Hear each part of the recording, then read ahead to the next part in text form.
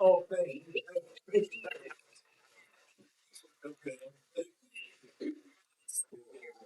But I'll say no with you. Good. All right, you good, Patty? Welcome. Welcome to the Committee of the Whole. It's a pleasure to have you all here and council members as well. Let's get into it, and we are going to go ahead and start with approval of the minutes for December 6th, 2023. Corrections to the minutes, questions? I make a motion to approve the Committee of the Whole minutes for December 6th, 2023. Do I have a second? I'll second the motion. Great, thank you, Paul. And with the consensus, or what would the vote be? All in favor? There we go. Conducted in the class. All in favor? Aye. All right. We'll go ahead and move forward to our discussion item number 1 for the Power Department report and invite Greg Bellon, right? Bellon. Bring Matt up. Bellon. It would be Bellon. Yeah. Hello, Matt. You want to introduce the other people here? Yeah, we're gonna do that right away. Yeah. And Council Mayor, thank you for letting us be here tonight. So I thought with two new council members, it's kind of, we love our employees, and so that's what makes our fire department above everybody else in my mind. In our city, we love our city's awesome, but we love our employees. So we'll just give you a brief overview of our department, what we do, and we'll go from there. So, so we have 49 employees. We've got 7 administration employees, and that. Barbara, I can't list them all, but we've got a good group of the administration. And then these two right here that are on the screen, there are two newest employees. Engineering manager, go ahead, Chris Neiman, their engineering manager. Stand up and introduce yourself a little bit. Come up here and let him tell you who he is and maybe what he does for our department.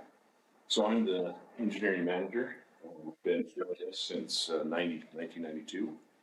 I work for the city and REAs. So currently I'm in REAs, the Rural Electric Association, Dixie Power. That covers, so REAs are Arcane Power, Moon Lake Electric, so they're the more rural applications. So I was with them 10 years, city 24 years, so, and we thought we were going to retire, now we're here, so. Grateful to have you. Well information. We know about that.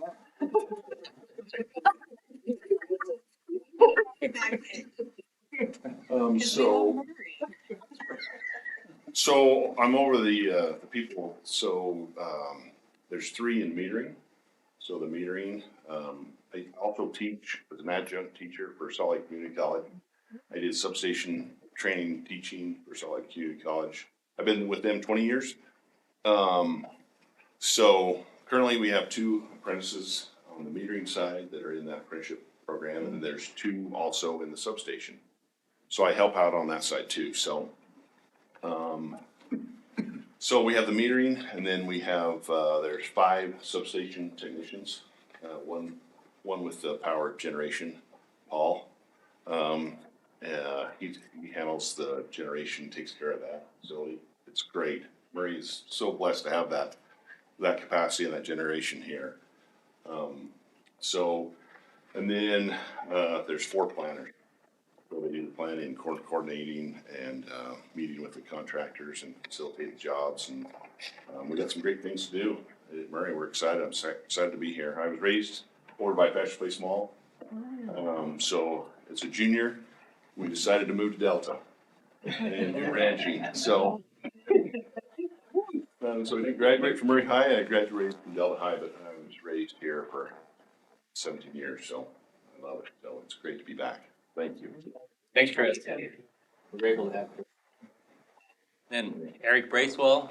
Come on up, Eric.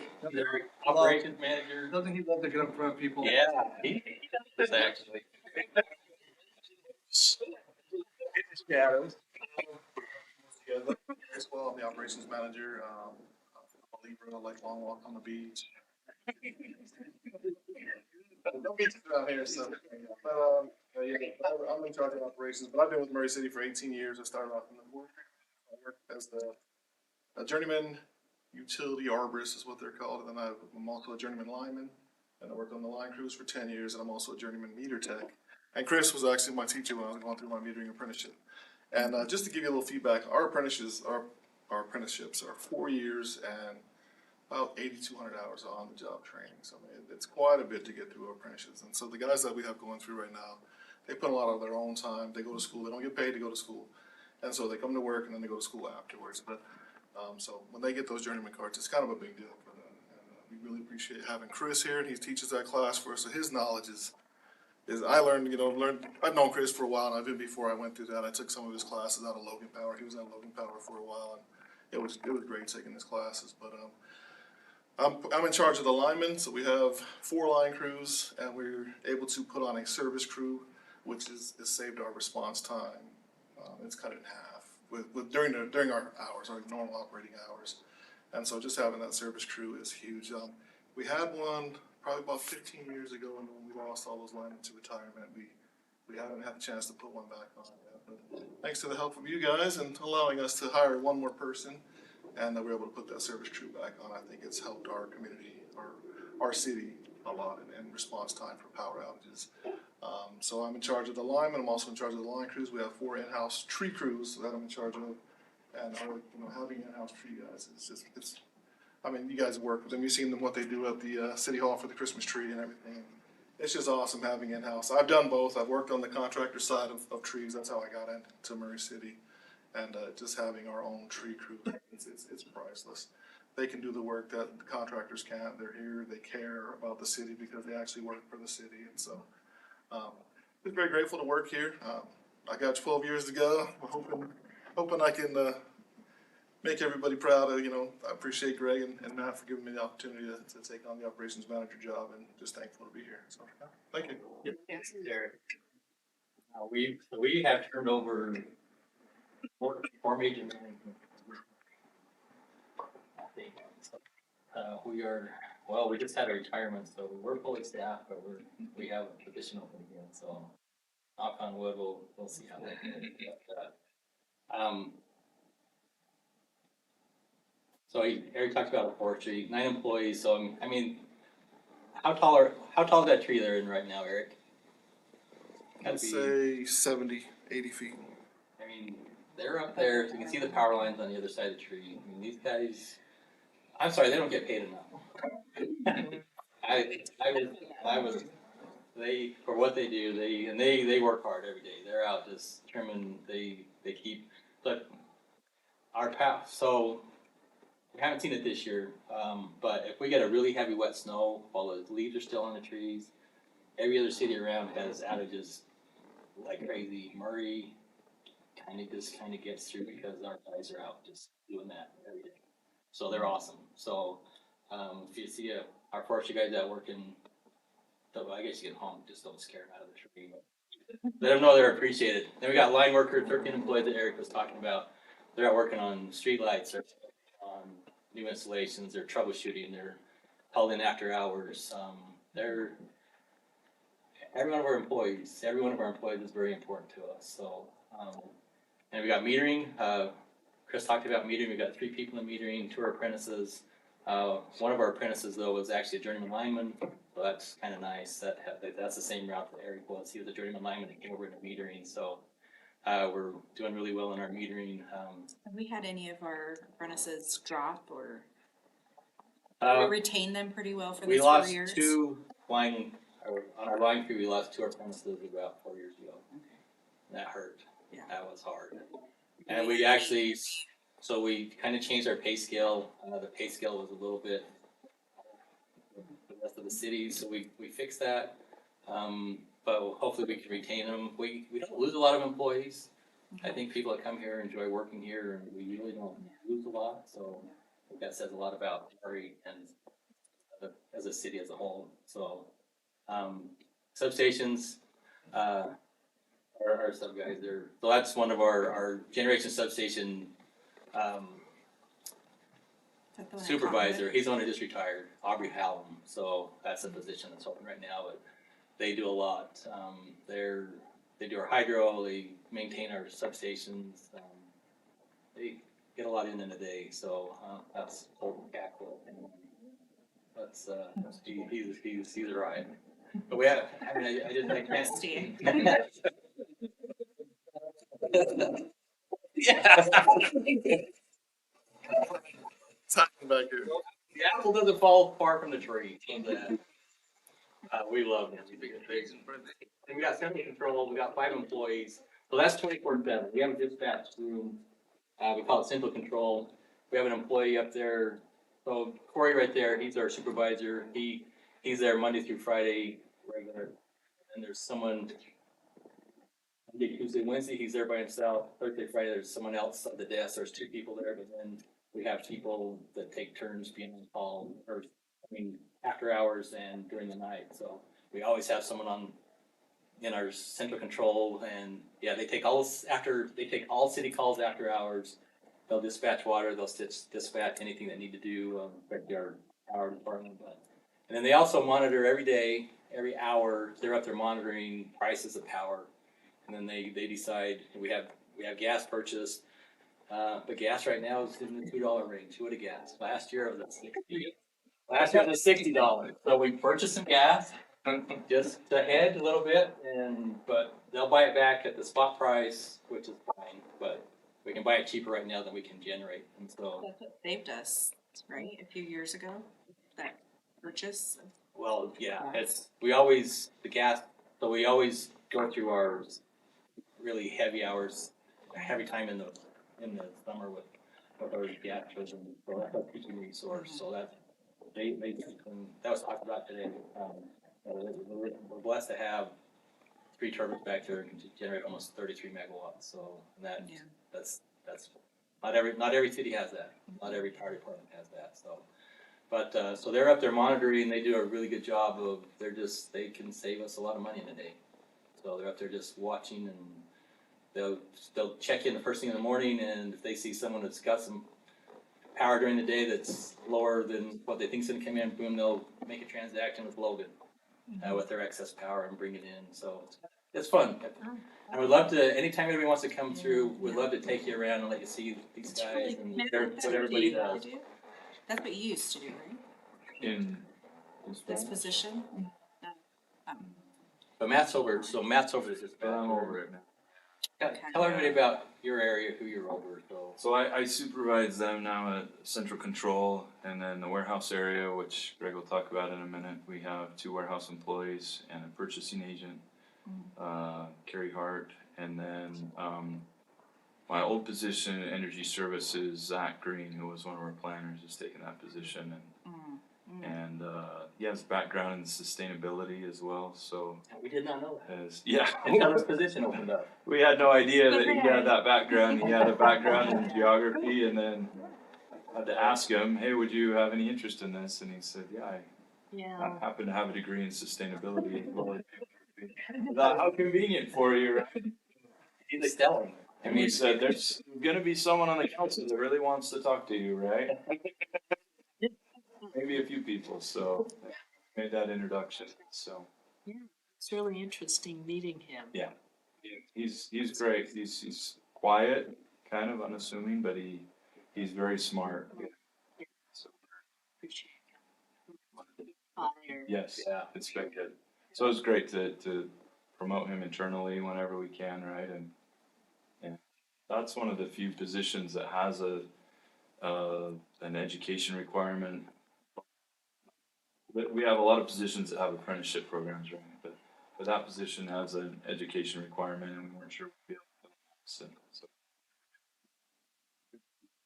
We lost him to GIS for a month or 2, and then we were able to get him back. We took him back with open arms. Good. They're our planners. I mean, we had 2 planners retire, how long has that been now? 3 years ago? Last couple of years, yeah. I mean, they decided to go out the door the same day. We had, they just left, and DJ is the one in the middle on the right. He just kind of had to pick up the pieces, and he's done a great job. And we've hired Mike Brown. He came from the forestry division. Matt McQuiston came from a different division in the city, and then Parson came from a different division in the city. And we got a really good group right now, and they get along really well, and they're doing awesome. Yeah, sorry, that same guy looking at me again. Thanks, Ross. You're awesome. Rub it in, way to rub it in. But they do an amazing job. They do our blue stakes. So Carson does our blue stakes. And that, you know how important that is, but anytime anyone's supposed to dig, they're supposed to call it blue stakes.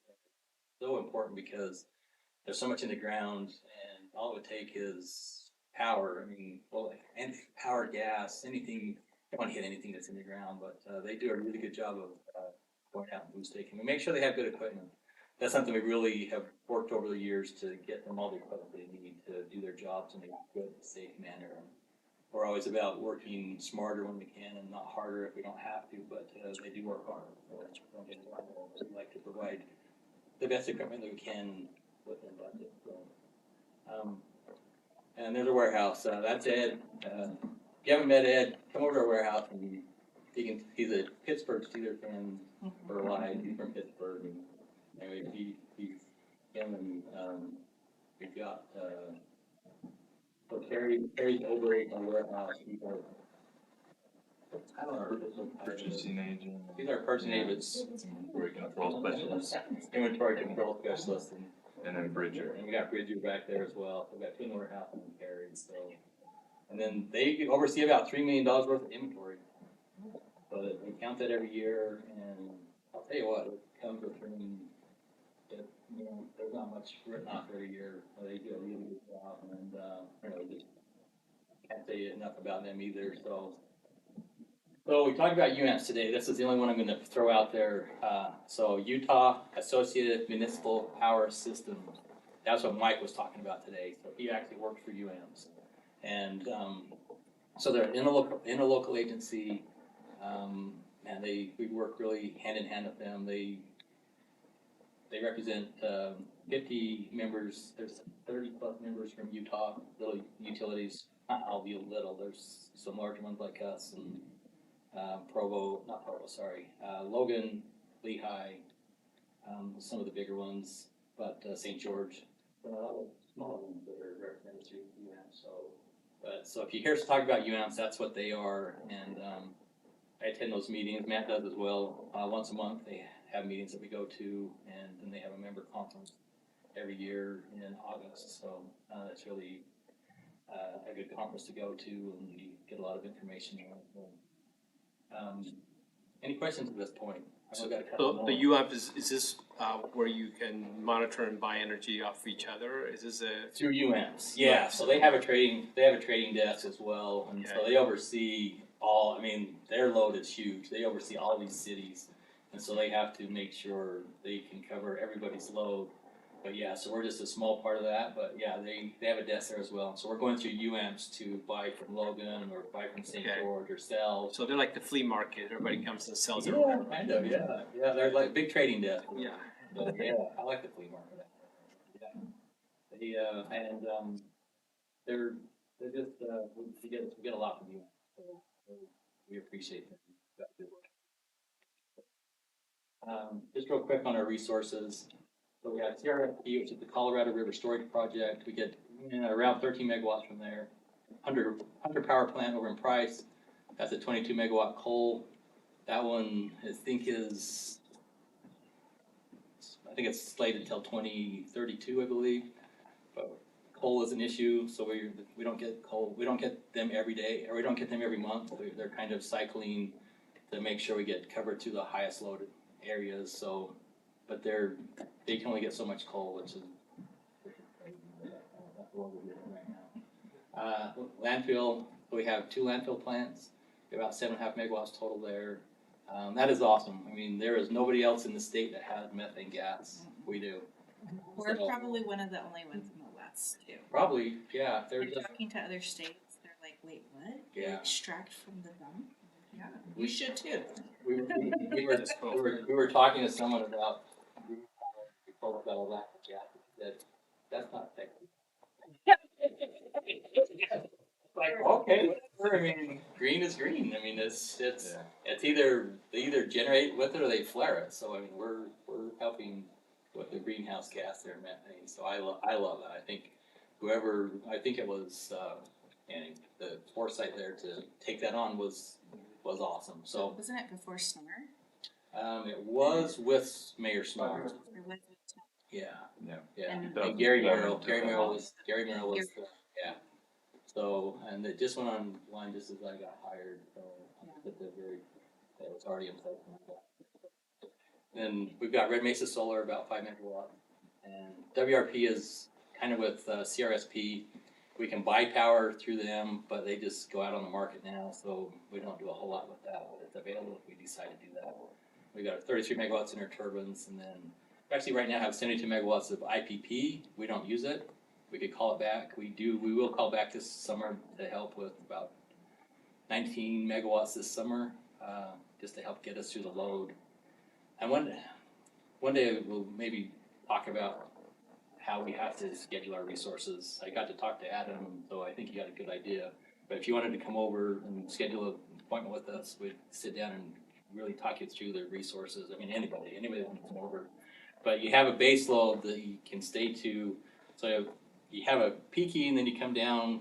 So the lowest part, you really don't want to go base load any more than what your lowest resource, where in the low load hours, like at night, 5 o'clock in the morning, we're down at 33 megawatts, so you don't ever want to have your base load higher than that, because then you're gonna be excess and you have to sell it back. So it's really interesting how we have to fill in our resources, and in summertime it gets up to 100 megawatts, so that's a pretty big load to fill, so we try to do our best. We have to go out and market for some of that, but I think we have a really good resource mix, and I really like our resource mix. We're doing well. We're always looking for new stuff. Actually, we did put one more Sunnyside coal slot up there. We got 3 megawatts of Sunnyside coal, which is just kind of a replacement to get us through a couple more years. But So. we're looking at. Go ahead. No, go ahead. I'm just wondering, is there anything available with Red Mesa? Are they opening anything up, or do we have to stay at 5 Red Mesa? Solar. I don't know if I'm not sure if they're going to expand, but we would definitely be on the list for sure to expand. We're also looking at another solar project. We signed up for, we're just under 8 megawatts for that. It's in a study project phase right now, so we're definitely exploring bringing on some more, which is good because it will help us. It'll help us, and that will have some battery backup. So that one could actually help us go farther into our our peak at night when the sun goes down. Yeah. So that one we're really excited about. Where's that? I'm trying to remember where that one's at. There's 2 different ones. It's in the state, so Oh, is it? yeah. Hmm. I am. Top of my head, I No. can't remember where it's Remember, located. it's still solar. Yeah, there's Steel Solar and Zion Solar. There's 2 different ones, but I'll keep you on top of that one, because that one's I'm really excited about that. So That's awesome to hear. looks like we're about 5 minutes over, so we're gonna wrap it up. So I was gonna tell you guys to have a few more minutes. Oh, really? Okay. You're the keeper, but I'll give you a few more. Okay, so there's just a couple of our projects we're working on. Central Substation, we've talked about that.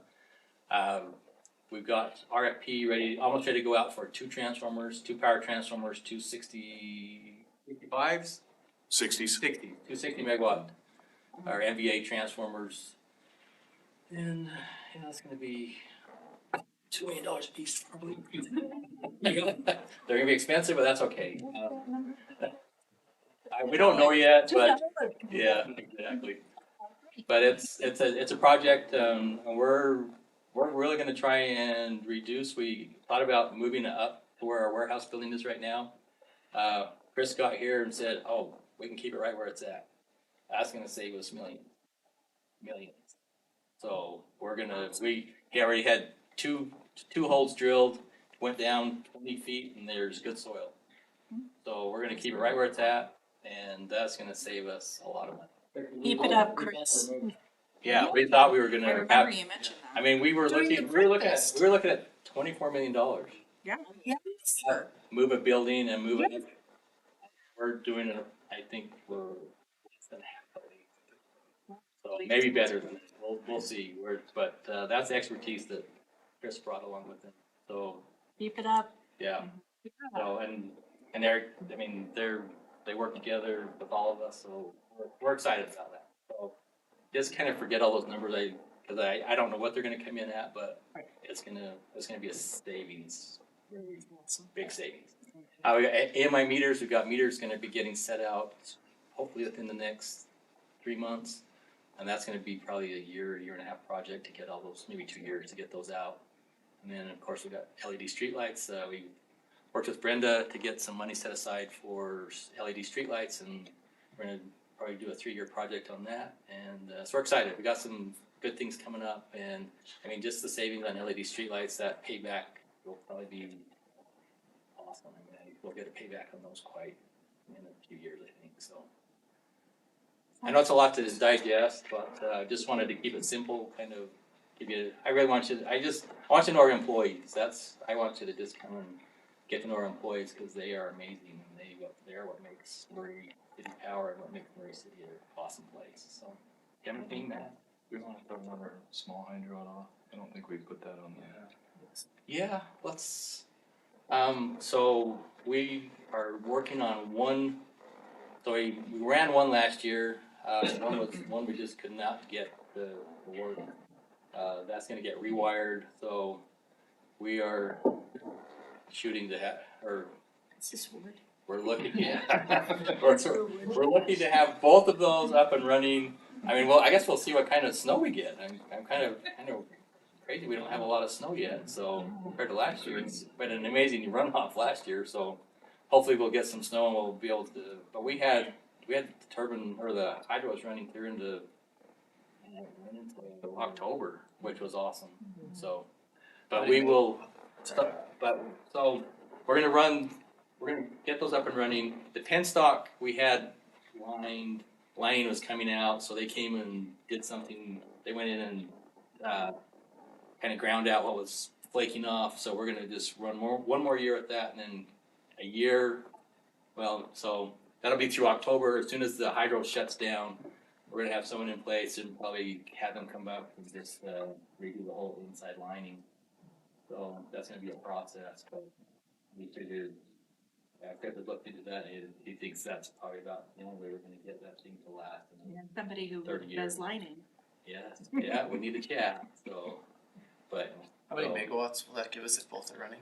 5 megawatts, so, For And- both of them? yeah, 2.5 each.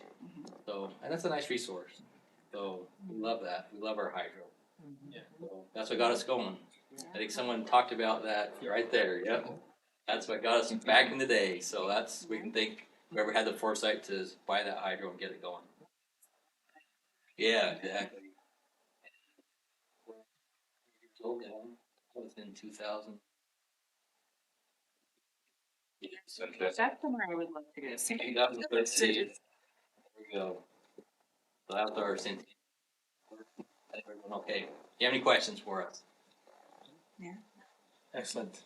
Reach out, if you ever have any questions, please reach out. We'll answer them. Where are we at with the landfill? Cause I know the contract's coming up. Yeah, so, we had a good, interesting, so the trucking owner, the director there that took over, he said, hey, let's work something out. You know, they were taking 70% of that or 70% of our landfill, and we wanted to get that back.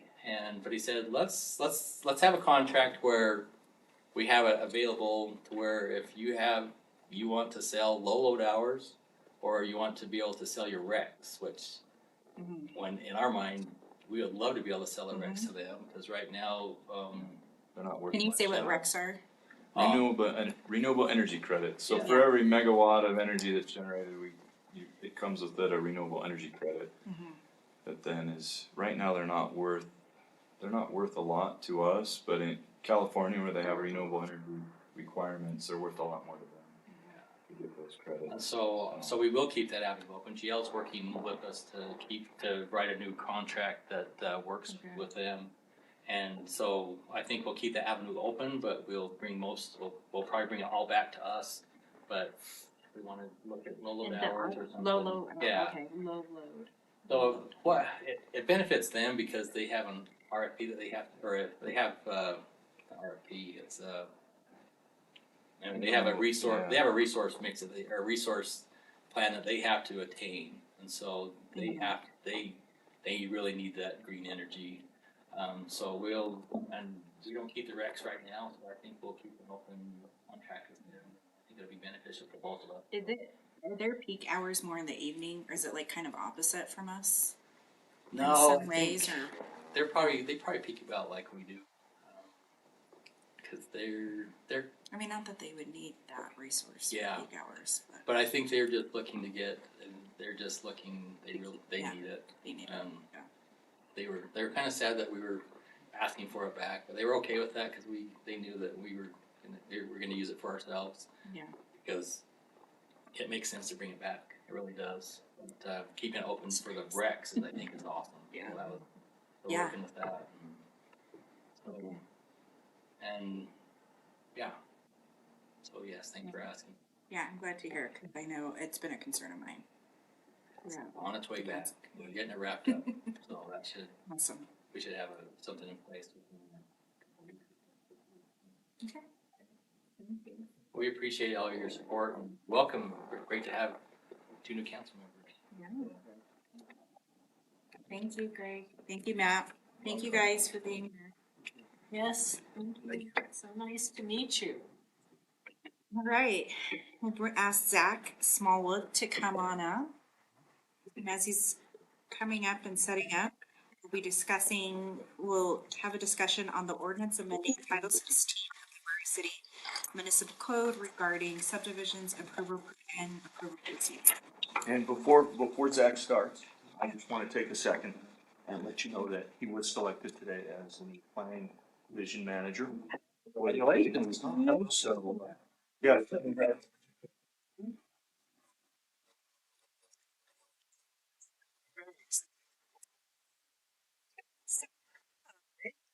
Oh, we feel off with that theory. Very excited. That's cool, congratulations. I'm excited. Really excited to keep going and plug us all into, not plug us all, the plan, lots of fun things. So, as this pops up. So, okay. So, I am gonna just do a little bit of a backup. We are here to talk about the subdivision text amendment. But before I get in that, for the 2 new people, the text amendment is a change in the ordinance. So these are legislative items, especially when it comes to land use issues, which is typically why I'm in front of you. It's usually land use related. And they're legislative, and which means that the planning commission does a first review, and checks the code, and then they make a recommendation to you as the city council, either to approve or deny or change something. And then the city council makes the final decision on those types of issues. So just wanted to give a quick overview of kind of what those are, just so you have a little bit better understanding on some of this other stuff. So going on, many cities throughout the Wasatch Front, Utah in general, had a process for creating subdivisions. So, just when you take a piece of property and you split it into another piece of property, or back in Southwest Valley, hundreds of pieces of property. And a lot of those would require up to 4 public hearings. One for preliminary and final at the planning commission stage, and then one for preliminary and final at the city council stage. We, as Murray, have not done this. The city council delegated all the land use authority down to the planning commission, which has actually been really great for Murray. It kind of streamlines the process a little bit more. So, the state was concerned with the broader issue that it was taking, you know, they're very concerned with the amount of housing is that getting built and the speed with which it is or is not getting built. So, they came up with this, Senate Bill 174, which is why I'm in front of you, is, all of this is to comply with Senate Bill 174. So this requires the subdivision to be reviewed by an administrative land use authority, that's again the planning commission. And they specifically called out that city and town councils may not review planning, or may not review subdivisions. And then also mandates certain shot clocks, so once we receive an application and determine it's a complete application, we have to turn that around and have it done within 15 business days. It has to be reviewed by the planning commission. So, we've had to kind of change how we accept applications. How I kind of explain this to the planning commission is that this will speed up a lot of cities, this will actually slow down Murray a little bit. But I kind of mentioned it, that it kind of equalizes everybody out. It's unfortunate that I have to be a lot more stringent, and I promised Pam I would do this. So as part of that, we have to be very clear on applications that we take. So we have to be very clear on what we ask for at the application stage. So I've copied pretty much Lehigh, so it's not completely finished yet, so I just gave them Lehigh's application. There are 49 items that you have to go through and check or initial to kind of indicate that you've acknowledged it, or NA if the planning division is saying you don't need it. So that's kind of where we're at, is we can only ask for those certain things up front, and we have kind of a shortened time frame to review. So here is kind of our current process. So right now we require a concept review, which is kind of an internal review. It gets farmed out to like power, the rest of the utilities, engineering, things like that. They usually give us comments, and then we can send that back to the applicant and say, before you submit for preliminary, here's a full list of things that you need to address for your subdivision. And then, developer amends the plans based on the comments, and then they submit for, I realize that is not actually working well. Here we go. Okay, so then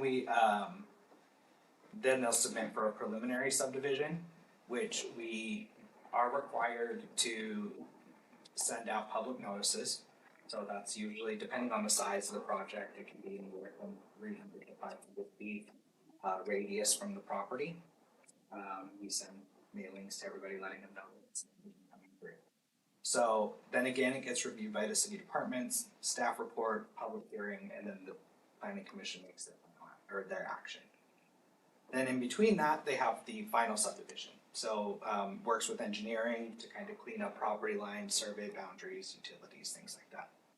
Then they come in and apply for a final subdivision. And then we pretty much do the exact same thing all over again, just no notice on that one. We don't send public notices on that. It just gets scheduled, because usually it's cleanup items, very small things. So Zach, Yeah. this is the application that people will have to fill out for Murray. Yeah, so I'm making it look like Murray's applications, but like that's pretty much I'm taking word for word that list of requirements of what they need to submit. So it will look and feel like Murray's, but this is just an example because I don't have it ready yet for exactly. Okay, and you have to have this done in a couple of weeks. Yeah, which is almost done. So it's perfect. Okay. And you went to power and police and fire. Yep, I did distribute the same Yep, application. and they came back with Yep. you with a couple of different things or added. Exactly. Okay. Yep. Yeah. I sent this to all the reviewing departments. Said, does anything on here look excessive? Does anything, do you need anything added? Engineering only tweaked 2 things, so it's a very, very helpful list. And I think it's what the state recommended. Well, let me rephrase that. The league. The League of granted Cities and us. Towns recommended Lehigh's application, so I just. Zach, I have a question. Sure. I may be out in the field with this one. I know the school district is not involved with this anything at all, but it does affect schooling eventually. Do we have a courtesy notice to them? Does somebody from the council, are they assigned to ask the school district how will this affect their schools as we design new subdivisions, or? So, kind of two answers to that. Yes. The first one is that we do send them a notice. If you look on the back of your packet, you actually see the notice list. When we, this is the same type of notice we send out to. I don't know that they got the list. Oh, the mailing list? Okay, Yeah. just kidding, never mind. There's, They do have it if they want us. yeah, there's about 29, I didn't recall seeing it, that's all. 29 is, I think what we call affected entities. Okay. So it's usually Conwood Improvement, Dominion Energy, the school districts, so they do know that a subdivision is coming. Good.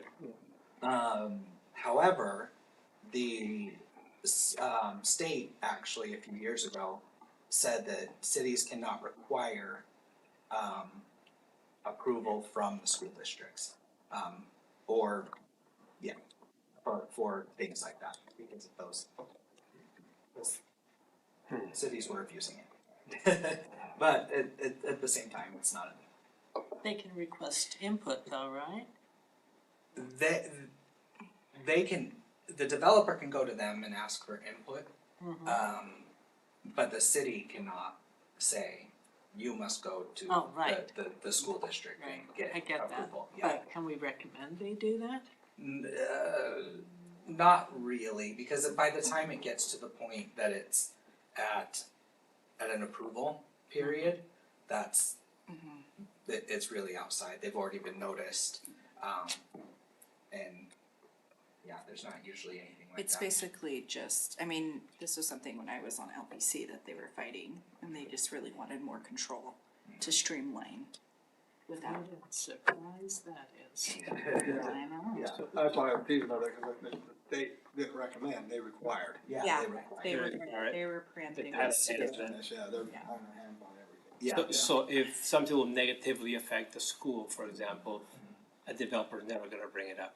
It won't bring it up, and the school can come to, They don't have to. they don't have to, but the school can come, just like any other public hearing, and bring it up. Yeah, you know, cause I'm thinking Horizon Elementary where I'm at, and the huge development is gonna be going up there, and we're already overcrowded as a school.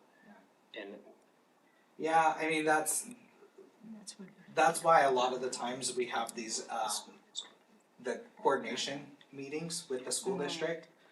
We usually have those discussions, Phil usually goes to those and says, this is what's coming down the pipeline, and that lets them. When's our next one, Zach? Next Gen Day. Oh, well, there you go. Well, there you go. I was gonna go, that's what that's for. Yeah, so it preps them for it. So, this is the current process as it's written. This is the new process. So concept review is, we're not allowed to ask for it. We can encourage it, which I do a lot. I tell people the benefits of it, and it works far. I kind of started taking this approach for the past couple months, outside of it, and it's worked really well. People have seen a big uptick in concept reviews. So, now the new process will be the preliminary subdivision. Again, that really won't change.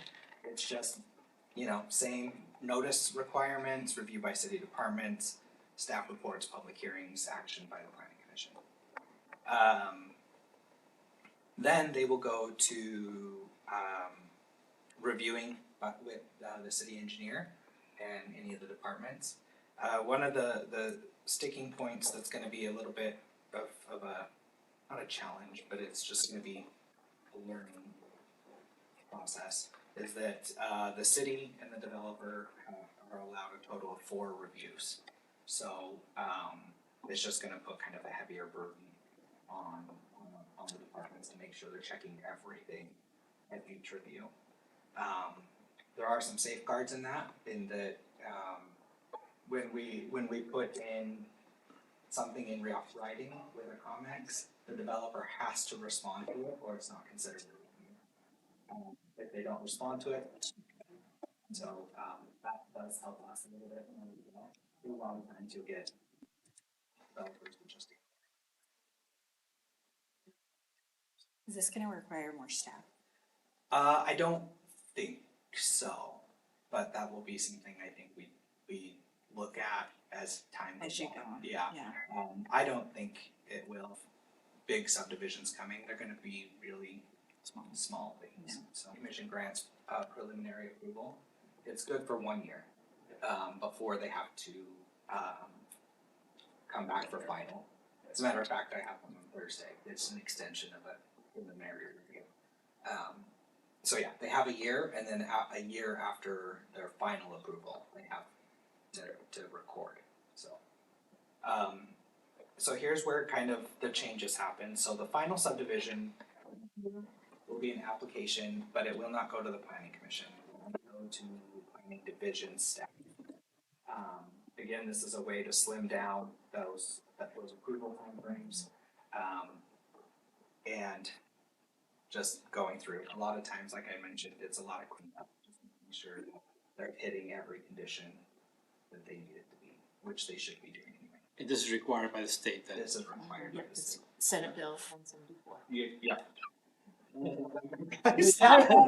That was in the one for nonprofits. Yeah, it It's was the drilled biggest in my one head. of last year, to be honest. And the year before, that's when Yeah. they introduced it. Yeah. Yeah, it's- it was huge. It's been interesting. It was like a 100-page, At least. yeah, it was lengthy. Yeah. I read it. It was, Yeah, it's crazy, but, mhm. alright, so, the findings here, we've gone through, I worked really hard with GL and Mark.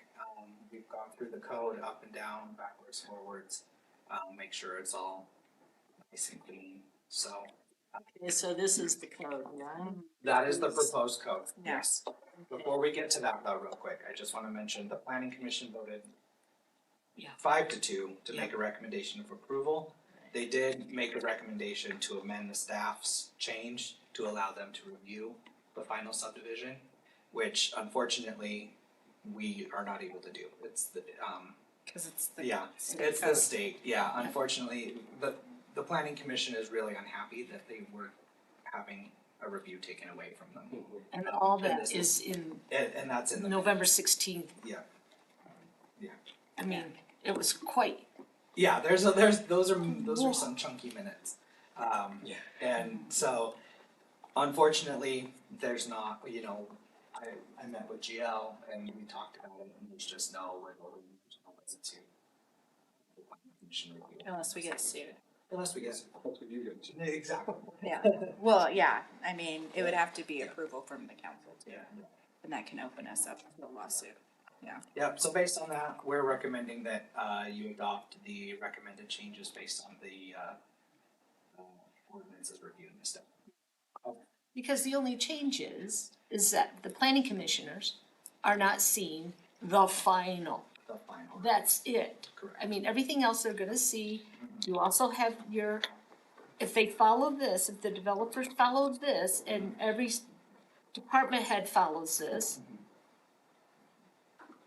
Yeah. And our hands are tied Yeah. with that And bill. I- So we can't, there's nothing that we can do as city council members, because we have to follow Senate Bill 174. Yes. And you've already taken care of that with this. Yeah. And with GL and Bill and everybody else, and Precisely. yeah. Yeah, and I'll say that I actually think it's gonna end up with higher quality applications Yeah. before the planning commission. Yeah. I kind of mentioned that we took things really quickly, like this is gonna slow us down. Where we would take an application, and it may not be fully baked, but we had this policy that if you submitted an application by a certain date, you were guaranteed to be on a planning commission by a certain date. And we've since changed that because of these rules, that you just submit an application, we'll review it, make sure it's complete. And then once we deemed it complete, then you'll be on the planning commission. We can already see this in some other land use applications that we've taken. We've been able to sit down, Susan and I have been able to sit down and review an application and go, okay, it's missing this, it's missing this, it's missing this. And then we can go back to them and say, you're not ready, submit these things, and then we'll put you on a planning commission. Like a grocery list. Exactly. Got it. Okay, Okay, questions? the policy. Yes, let's get into it. All right, my concern is with the format, and the consistency, the lack of consistency Okay. with the format of the policy. And we can go over that at another time, Okay. because it's, you know, kind of semantics, but there's several things that are not consistent in terms of the way it is. Not this one, Okay. because you know what I'm talking about, like, Sure. Presented.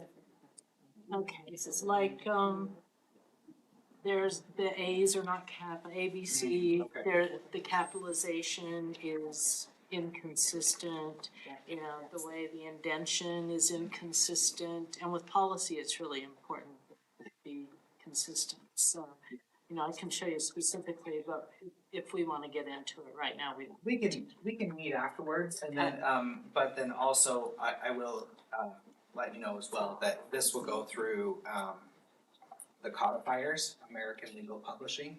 So once you adopt it, it goes through a codification process. okay, so And then they go through. do the and- changes, And they, Yeah. yeah, they do the format. they'll do the, okay, GL, you're okay with that?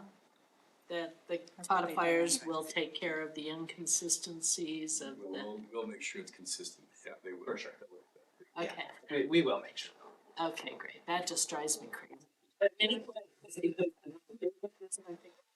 Whoa. Yeah, there's a lot, it's very messy. And where it says on page land use authority, which is misspelled, does not include the city council or a member of the city council. Well, it says when it defines like land use authority, so it seems that that's superfluous and not necessary, doesn't need to be there. Another thing that drives me crazy in policy is when there's redundancy, and it's So. For the You're state, critiquing GL here.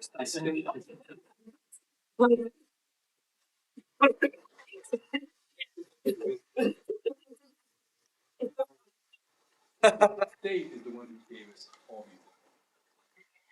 to do that. So if you don't do it consistent with what the state says, then you may have to go back in and revisit land use authority as a definition.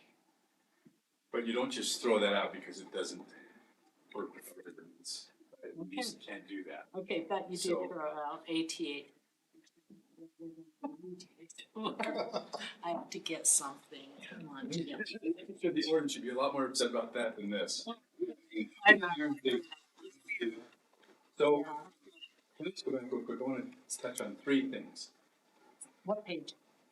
my page. Oh, It's important to understand, it's really important to understand, this is the state who has essentially rewritten our code, right? One of the things they said is that this only applies to single family, two family, or townhomes. But Zach felt like it might as well apply across the board to any subdivision, because the process should be the same. If you have more than one process, you're gonna probably follow something at some point. The designated single administrative land use authority for preliminary applications is set in stone. It is, I say it's set in stone. When Zach showed you that that city council had approved certain things, what you're really referring, on this slide right here, we haven't done that ever, because it's an administrative process, right? In cities that don't have a strong mayor, their city council retains some administrative authority. You don't. So that would never be an issue for us, but we're like one of 5 or 6 cities in the state that have a strong mayor. So the way the code is written is already a little bit confusing when you start talking about governing bodies and everything else, so just keep that in mind. They're specific about the city council cannot be one of those authorities because it's administrative. The concern there, if you can imagine, is you can imagine that getting in front of a city council with a room full of people who are upset, you're gonna have political decisions as opposed to administrative decisions, and I think that's the concern there. It is also very clear that the planning commission cannot rule on the final subdivision application. The other thing to keep in mind also, particularly for those of you that are new, most of the heavy lifting, I think, is done at the preliminary stage. And that's when you want the public to come in and give their comments. When that's done, the only question after that at the final is, has the final changed substantially from the preliminary? So if it hasn't, it should be approved. So that's an easy call to make for staff to say, this is what they presented, this is how it hasn't changed, and so we're just gonna approve it. I think that's why that fits. And then I think it's, lastly, they say that you can do this concurrently. We've already been doing these preliminary and finals sometimes concurrently. So it'd be a meeting at the planning commission, and real shortly after that, an approval by staff. So, back to your misspellings that Zach missed. We can look at that, and I'll be meeting with this week anyway, we can talk about that a little further. Okay. Yeah, no, I appreciate that. I will tell you this too, there are certain conventions in legal publishing, so no matter what we put, the publisher will put it differently. But Just there that are way. some consistencies that need to be. Sure. But the capitalizing of city, for example, I haven't looked recent, but in the last publisher we had just ignored that and put a little C every time, so we do that for our benefit. Well, there's some others, but I mean. Sure. It's just, I just, went over it and that just glared at me. I have a hard time with that. So- That's all right, we'll make sure that we take out the glare. And that's why I thought if we're, if it's coming before us, then it needs to be good. Sure. You're right. Needs to be approved. Anyway.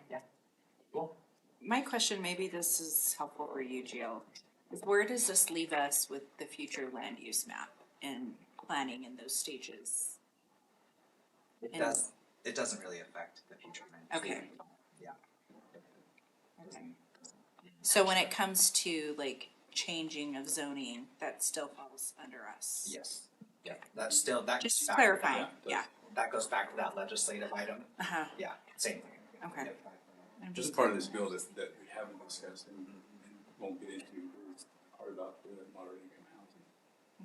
How that is, they're stepping up their adamancy about, we get this done, and we have a report, that we follow the report, and if we don't, then we're penalized $250 a day. So. Yeah. Know that that's out there. Yeah, Exactly it is. working. You do that, Zach. Yes, I mean, you have that. Yep, and we No will be problem. talking about that very soon. So, yes, yeah, very soon. minutes. Yeah. 5 minutes. 5 minutes. Sorry, I'm counting. That's okay. That's all right. No, Pam's gonna poke me. She won't look at me.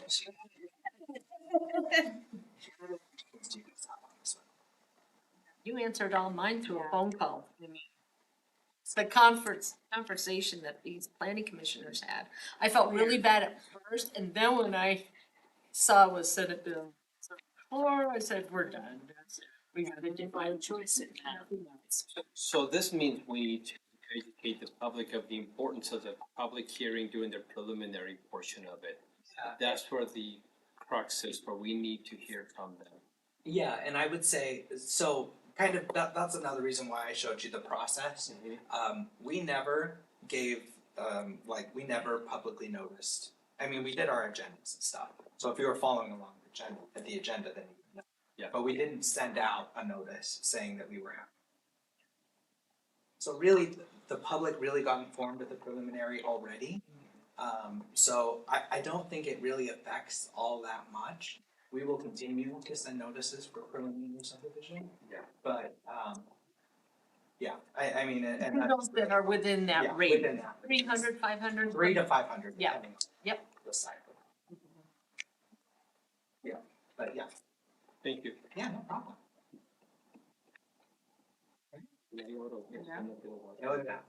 Senate Bill 174. Thank you. Thank you. Exactly. And Thank you, congratulations. Congratulations. Oh, I know. All right, You can't take your computer. we'll go ahead and move on to reports from interlocal boards and committees. And everyone will get about 5 minutes each. We'll start with Ben Ford for the Central Valley Water. Come on up, Ben. Good, how are you? Brenda, you're after. So just a quick update on Central Valley and what's going on. So for the new council members, so we are one of 7 member entities that owner and operator of Central Valley. So Central Valley is the largest treatment plant in the state, largest in the valley. Average flow is about 50 MGD million gallons per day is what we treat. And our average flow Murray City going to there is about 3.5 million gallons a day that they treat. So a few things, what's going on there. So they're just starting new budget year, January 1. This budget is about 12% less than the prior year's budget, and that is due to all the major construction that's been going on. We hit the peak of that, and we're starting to come down. A few projects are gonna be wrapped up this year, and by end of 2025, when we do projects will be wrapped up. One project that finished in April of 2026. So spending is down.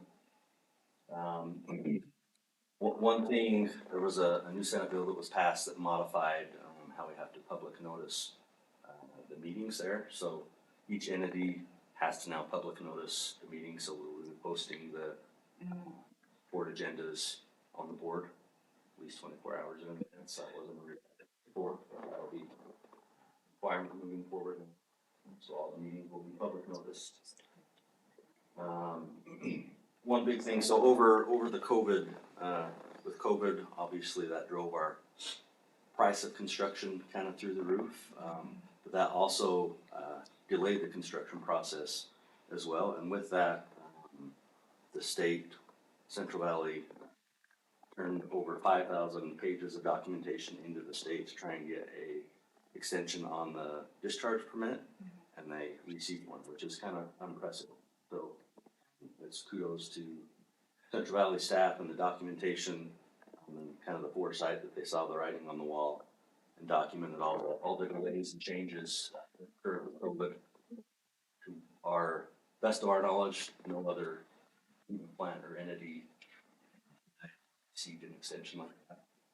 So it's huge to know that we won't incur any fines or penalties if we need to violate our permit. So we have a 18-month extension to July of 2026, which is huge. Couple other things. So with the natural gas escalation we saw last year, we did get hedges in place, so we have natural gas locked in for essentially close to 2 years, which is huge. So we won't feel big surges that affected us last year. So when they were complaining about the gas prices, I said, don't complain to us. We know. They went through the roof, man. One other thing of note, so as part of this process, Central Valley took a long time to kind of determine the treatment process that they ultimately decided to go with, the B&R process. But looking kind of down the road, the long-term benefits of it. With this process, gonna end up saving about 1.7 million in electric costs each year annually by going to this process. That's over the life of the plant, obviously. And we'll probably continue to grow as rates go up. But as part of that, as part of the B&R process, they're gonna get about a $2.9 million rebate to the Rocky Mountain Power incentive program, which is the biggest rebate, will be the biggest rebate that they've ever issued. So, yeah, it's huge. So there's a lot going on. Construction is ongoing, and another year or two, and we'll be on the backside of it. Yeah. It started, it's scary. Crazy. Anybody have questions? Any questions? No. Okay. Alright. All right. Thank you. Ben. Thank you, guys. Alright, Brenda is gonna be reporting on Utah Infrastructure Agency. I thought I'd show you some pictures. Not of Utah infrastructure, you guys all know what you're,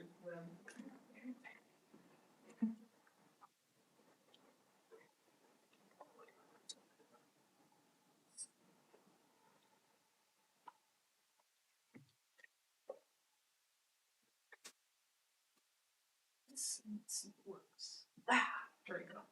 I'm just gonna show you just a couple pictures. This is, Utopia UIA is doing very well. You know, they had a very rocky start, but they're doing well. This is just a picture of their reoccurring revenue. It kind of wanders through from July of 14 up. You can see it is still rising. Even I think COVID in 2020, it's actually rising as fast as during COVID. So, which Brenda, is could you help me? I don't know acronyms very well. okay. UIA and Utopia, they're basically they're two separate companies, but they basically provide Utopia services. Utopia runs it. UIA is the one who is doing the new builds and the charging of it. For internet. For the internet. Infrastructure agency. Thank you. So when you see an ad for Utopia, it's really UIA that you're signing up with, but they're using the Utopia networks, and Utopia has all the employees. Doug will address those. This is their actual revenue. The blue line at the bottom that's relatively flat, that's Utopia revenue. They do mostly consulting. They've gotten into, and they do have some business entities, and there are some entities there. The residentials and the big businesses are the red line, and then you combine them, the two combined. So it's on an upward trajectory. Sometimes when they go down, it's probably just credits or adjustments or something like that. It doesn't take much to do it. Brenda, was one of the reasons they created UIA for bonding? Yes. Okay. That was the reason they created UIA was because Utopia, they hadn't bonded out what they could, so they created UIA. It's past, you just can't do anything. So this one I find interesting. This is their revenue compared to their bond obligations. And the bond obligations are the dotted lines, which means that they haven't quite started paying payments yet. And then all the way up. And that little one that's got like 4 little dots right on the end is their latest bond. And then who they bonded for, it's based on the colors, yes. We are not, like for Layton's bond, Morgan's, Payson's, anything with a name, we have no, if they don't pay, it's not our fault, it's not us. Yeah. Payson will have to pay. So, but that's just kind of a thing, they've got a really good margin in there.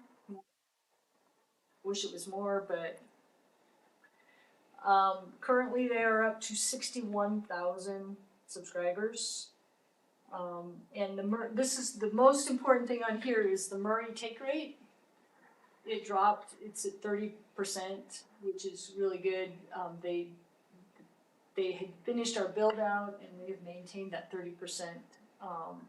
We'd like it to be a little higher, but 30% is what they aim for. Some of the real stars are Woodland Hills. They have no other options, so they're at 60%. But Brenda, is it, I'm looking at it, and this is news to me. Are they going into Santa Clara? they did a consulting more type agreement with them. Santa Clara is funding all of it, and Utopia is putting it in for them. They're going into other states too. And they've done that. Santa Clara, they did that in Pleasant Grove. Some of them, anything that's not one of the original one cities, that's what they did. And I don't like it. I would love them to, both cities to have to pay the original debt, but I like it because that's why their revenue is growing so much and that they're paying us dividends now. So it's good. This is their total addresses. You just see that they just keep going up. They're getting more and more locations that they're. Is this why we saw that commercial? Yeah, Doug will go into why you're seeing that commercial, but you can. Yeah. This is Murray's. The one that I like on here is the Murray residential subscribers. It's climbing. You see that little dip right at the end? Oh. That is because multi-unit housing complex had individuals and they went to one. So the apartment complex took over all of the individuals, so you see a little dip, but it's already it's gonna go back up past that pretty quick. So, but the revenue ends up being the same it's just in the subscriber count, Yeah. it's different. And, these are probably two of the cities, and the only reason I have them up here is because of those commercials you're seeing. This is a city that it's very small. Very, very small. There is no way that one of those big companies that provides internet is gonna run their internet into this city, especially this one. It's only got like 500 units that they could possibly get. There's no way that Comcast or anybody's gonna go in there. Look at the take rate there. It's like 60%, 70%. It tells you there is nothing else that they can do, and that's why Utopia exists right there. Yeah. It's because these guys in these small little communities can get high-speed internet. Now somebody's probably working from home that couldn't afford it. Brenda, can I ask you to do me a favor? Will you in just 30 seconds, and maybe you guys already know, Paul and will you just kind of just take a second and say how we got into Utopia, about when? That was gonna be part Oh, of never mind. Hey, Excuse me. Thanks, Doug. we'll let Doug do that. Okay, I'll just do it for him. Poor Doug. He's doing my COG report. So at least you get to do that, Doug. Doug, come on up. He's lucky. He was We're gonna here go when that over- I know, Doug, I have never really had it explained to me, I know how it happened, but I have never had anybody really sit down and explain how many years are left, I know how much we're paying a year, and what it'll go up. Oh, you're talking the bonds. Yeah, I just wanted Okay, so, so Utopia stands for Utah Telecommunications Open Infrastructure Agency, versus UIA, Utah Infrastructure Agency. So some 15 years ago, and I'd have to look up, I didn't come prepared with that date that Utopia started, but Is that our star? it was about 15 years ago, approximately. Murray City voted, or the city council at the time voted to join Utopia. We were one of 11 cities that joined at that time. Brent, were you on that council? I was not, That was just before you. that's how I won. Which is probably why. They forgot. Oh, Yeah. we know. Yeah, No, which is probably why. yeah, people, And the concept of Utopia, which is still the concept today, is that they were gonna put the infrastructure, fiber cable into the ground in hopes that any company would use it, and it would be a cost savings because everybody wasn't putting their own fiber into the ground. So Google, AT&T at the time, and many other companies, the idea was if we can get it in the ground in these cities, it'll save all these other people some money, and it'll also provide super fast, fiber fast telecommunication to areas that don't have it right now. Because you have to remember, back in those days, fiber was relatively new, and people were using mostly copper and things like that to do that. So Murray elected to join in. At the time, they provided internet, as well as they were trying to provide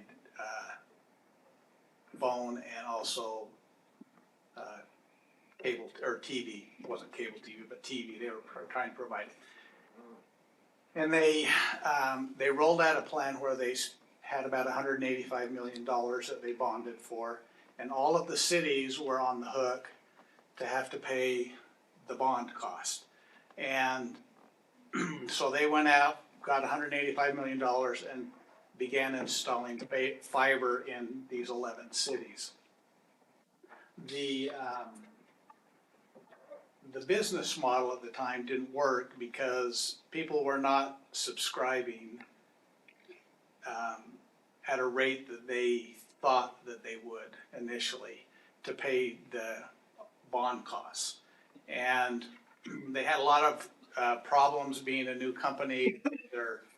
With TV, they were having trouble with phones, they were even having trouble with their internet at the time. And so a lot of people who initially joined left it because it just wasn't a reliable service. And so the cities were left with this, paying these bond payments of $185 million. Back in the time, I think Murray City was paying about $1.5 million when it first started. And of course, there was no revenue to come with it. And there was kind of an unagreed promise at the time when the councils and everybody when Utopia was selling this to the cities, is that this would pay for itself and it would be a long-term source of revenue to the city, much like power is to us now, right?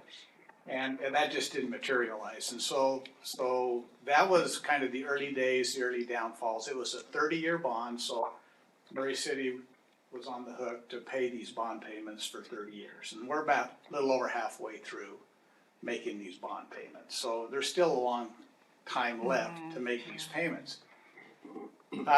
Things got so bad at one point in time that they couldn't even operate Utopia.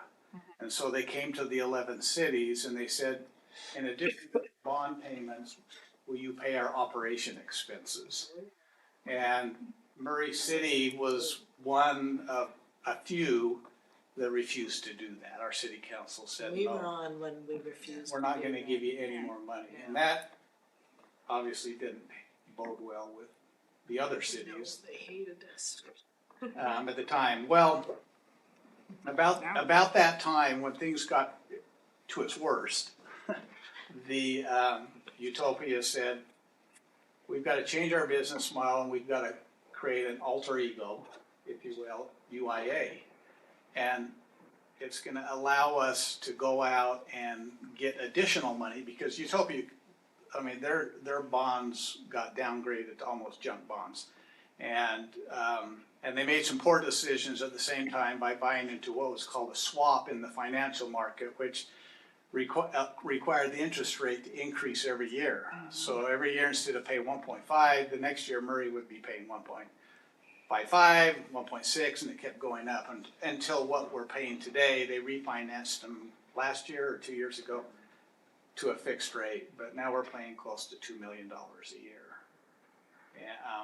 for Utopia. But in the meantime, they created UIA to go out and get more money to do more build because things were starting to improve. They were starting to see subscribership go up, and they wanted to expand their network beyond what it currently was. Because even in the early days, even though Murray was supposed to have full build out, we didn't get full build out. Like Murray didn't get full build out until last year, 2 years ago, yeah. Yeah. So a lot of cities like Layton, West Valley, they were even in worse shape than Murray was. They had really no build out. And but as time went along, like I say, things improved. They created UIA. UIA now focuses on going not only to the 11 original cities, but they focus on trying to get other cities outside of the 11 original cities to implement fiber.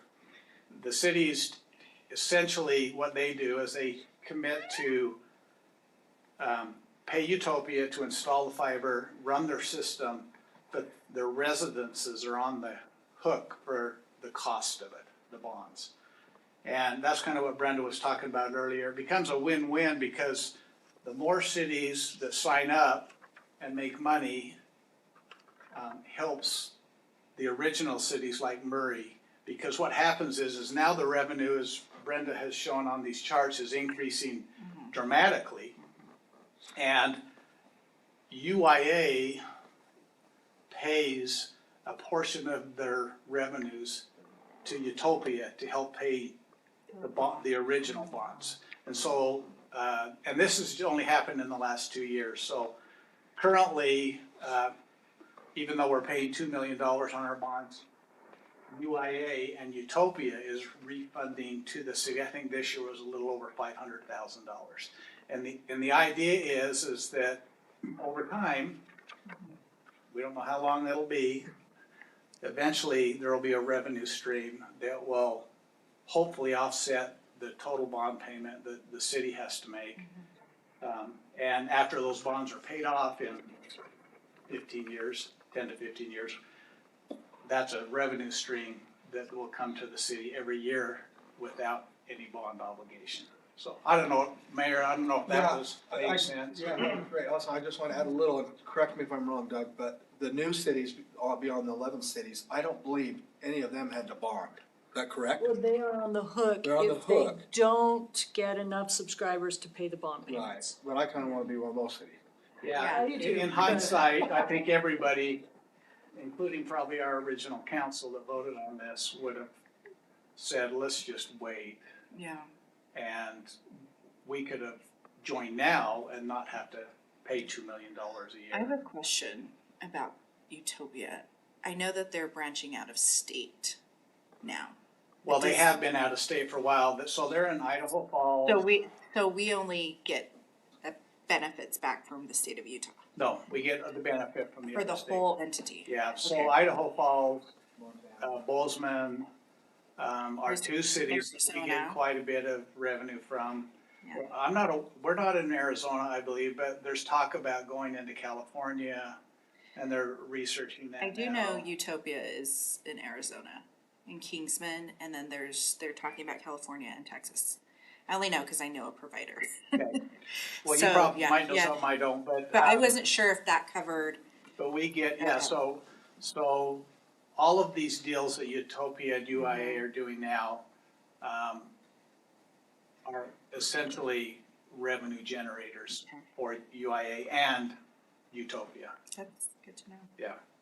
That's awesome.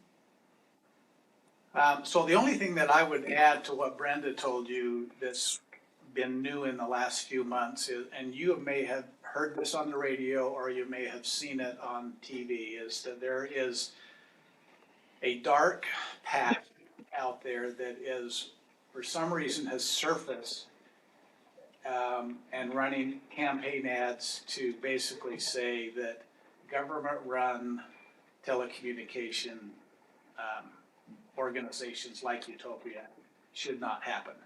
And they're trying to, I think they're trying to create some political pressure out there at the local level to not want to join Utopia.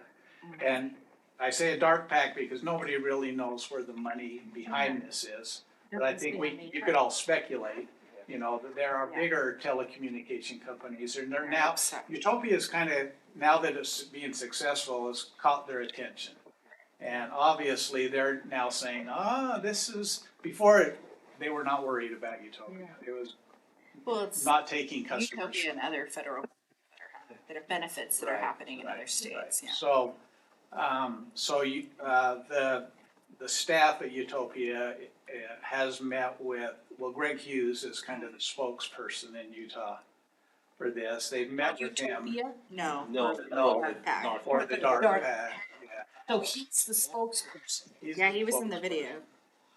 And they have met with him, they're trying to understand, is this a real threat or, how this is gonna impact Utopia. Right now, there's not a lot of concern because there's nothing really that's coming of it, right? But if something does come of it, I guess I'll report that in a future meeting, but just be aware that there is some effort going on out there to try and discourage people Only from joining Utopia. The one video, correct? So, yeah, it's one TV ad and one radio ad. Yeah, 13 or 14 years too late. Yes, yeah.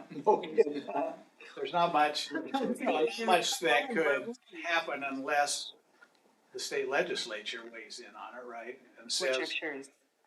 Yeah. we're not going to allow any more cities to join Utopia.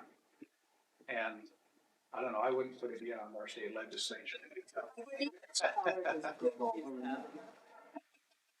Thanks.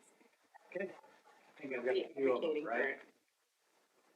All right, thank you. I'll just move along then, to, I don't remember which order they were on the So agenda, but. Valley Emergency Communications Center, Metro Fire, and Utah Telecommunications Open Infrastructure Agency. So Valley, Emergency Communications Center, its acronym is VECC, V-E-C-C, or its, their official name is Salt Lake Valley Emergency Communications Center. Is essentially, our 911 system. And so what happens is there's a portion of everybody's telephone bill that helps to go fund, to fund the 911 system. In Salt Lake County, there are two dispatch centers. There's the Salt Lake Dispatch Center, which includes Salt Lake City and Sandy. And then there's VECC, which includes everybody else in Salt Lake County. And that's what Murray City is a member of, is VECC. So when somebody calls VECC, they get the dispatch center, and what VECC does is they try to immediately separate an emergency from a non-emergency. Now, you all probably have access to a non-emergency number. If not, Jennifer can give you that non-emergency number. So if it's a dog barking, if it's I don't know, Craig could, our chief could talk about all sorts of non-emergencies that they get called to that would be better to go through the non-emergency number. But the emergency numbers are obviously the ones that VECC focuses on answering quickly and responding quickly. And for you previous council members that have been on the council for a few years or more, know that has been a problem for VECC because it's the largest 911 call center in Utah. And they take so many calls, it takes a lot longer to answer some of those calls. And they've been working on trying to improve that. Right now, they're meeting all of the benchmarks that are established by the state legislature, with the exception of one, which is their transfer rate. And the reason that they can't meet that right now is because when there's an accident on the freeway, those they come to VECC or any call center, and then they have to go to the Utah Highway Patrol, and that is called a transfer. So that slows the process down rather than going directly to the Utah Highway Patrol, and that's what VECC is working on right now. That's one of the things that is their top priority, is to eliminate the call from going to VECC to UHP and have it go directly to UHP. And as soon as they get that resolved, which should just be within a matter of a few months, that will improve the transfer rates. And then really VECC will be operating optimally, or at least meeting the benchmarks established by the state legislature. The other major thing that is going on at VECC right now is they're without an executive director. They have been for about 4 months. Their previous executive director retired. So the board is doing a executive search nationwide. They've hired a firm that specializes in executive searches. And so we have been waiting for them to provide us with candidates to interview and select for a new executive director. It can't be you. What's that? It can't be you. No, it won't be me. He can do both. All right, so let me now just shift, unless there's any questions on that. I'll shift to what's called the Metro Fire Agency. So the Metro Fire Agency was established, 15 years ago, 20 years ago. At the same, or shortly after the United Fire Agency was established. So UFA is essentially a county fire agency, meaning Salt Lake County, not area, but organization, Salt Lake County. And so those cities that contract their services to Salt Lake County are serviced by UFA. They're also, by the way, serviced by UPD, which is United Police Department, right? So cities like Mill Creek, Holiday, a lot of the townships, which they don't have their own police and fire departments, are serviced by these UFA and UPD organizations. And UFA, the fire agency, is at one time was one of the was the largest fire agency in Salt Lake County. And cities like Murray, Raper, West Valley City, we all have our own fire departments. And so, but some of these cities are too small to offer a full service of services. For example, fire departments don't just, as you know, don't just respond to fire and medical emergencies. They respond to things like drownings that are going on in the Jordan River. And they respond to hazmat spills that happen on the freeway or other places. And so in order to become full service, the cities that were not part of UFA decided to join together and specialize. Each city then could become a specialist in something that all of these cities could benefit from. And so that's essentially what Metro Fire Agency is. The other thing they can do is they can share in purchasing practices that can save the city money, because you've got more people, more cities, more citizens that are involved in the purchasing. So they essentially share services and share purchasing, and that's what we do. And we meet quarterly. We don't often meet. We've even canceled meetings. The last time we met was 6 months ago, so I don't really have a big update to give you. There's been some purchases that have been made, and we share a dog, fire sniffing dog. That is, I think Sandy. Dalmatian. Did we get it this month? Sandy is the specialist for the dogs. They have the dog, and we help buy food for the dog and those kinds of things, right? So that's an example of what Metro Fire does. Just curious, Doug, just a general question. Have we seen our fire costs increase or decrease as part of us being part of this metro?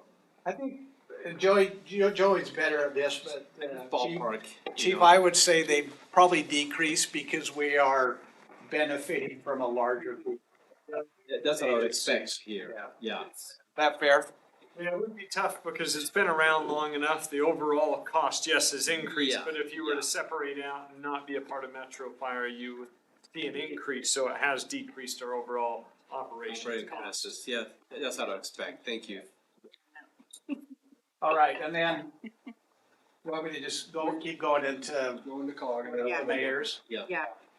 So I Can attend you COG. do it in 3 minutes? Yeah, I attend COG with the mayor, and COG meets 4 times a year. And COG is essentially, it stands for Council of Governments. It's all of the mayors in Salt Lake County, including the county mayors and the township mayors. And they come together and talk about various countywide issues. At the last meeting, which Diane was present at, once a year they invite the council members of the cities to attend kind of a legislative meeting. And that happened last month in December. So they had Representative Galen Benyon, who happens to represent a portion of Murray.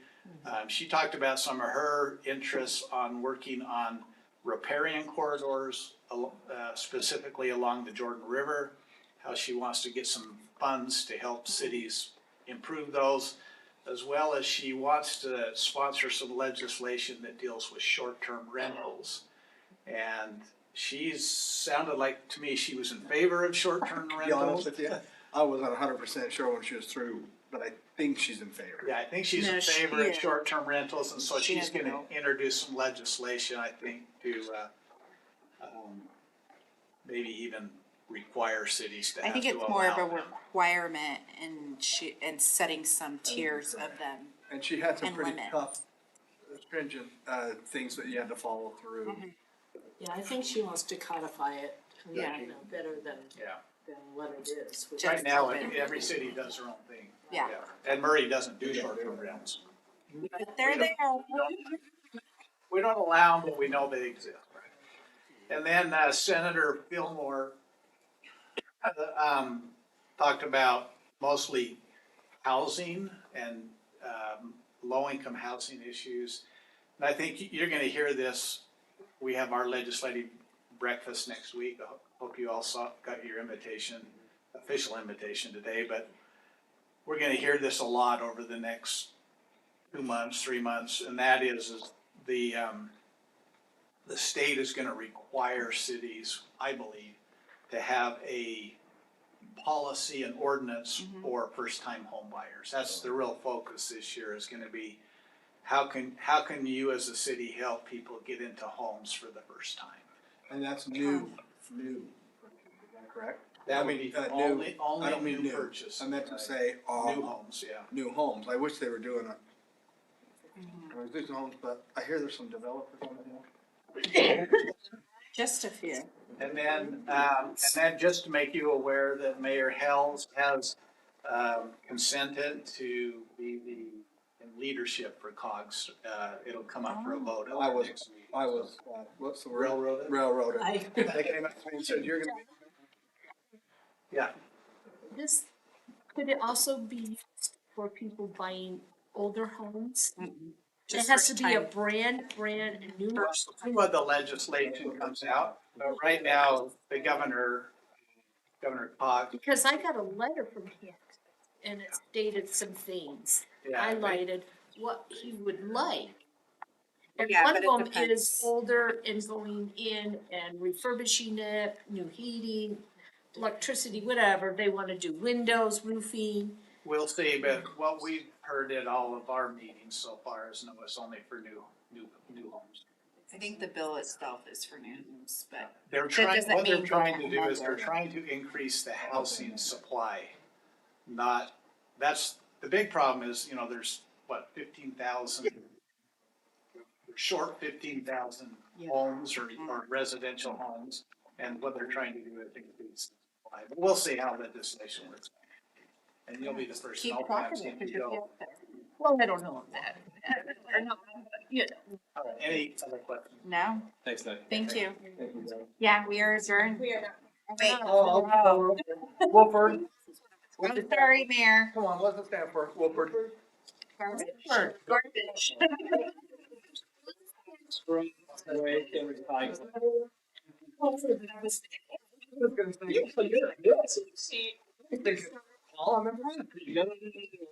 Okay, so, just real quick, first of all, I realized attending these meetings that no one really knows everything about what you can recycle. Garbage. Yeah, garbage. Seriously, they are doing a lot of campaigning to, for their website and sending out information so that we can be educated. It seems like it's something that has to be educated every year. So anyway, so doing that, just for your information, they've got curbside Christmas tree collection that they're doing right now. through And this is for the January. east side of Murray.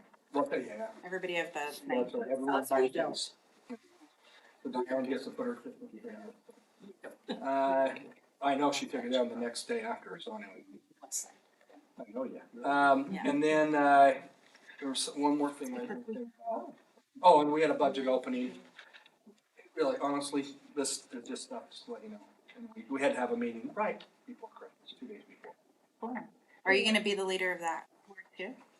Just kidding. No, not leader, no, I'm just on the board. No. I got railroaded in the other one, I'm not. Anyway, so that's all that's going on. Alright. Wolford. I know what it is. Okay. Now we're adjourned. Thank you, Mayor. Yeah. Thank you. I knew it.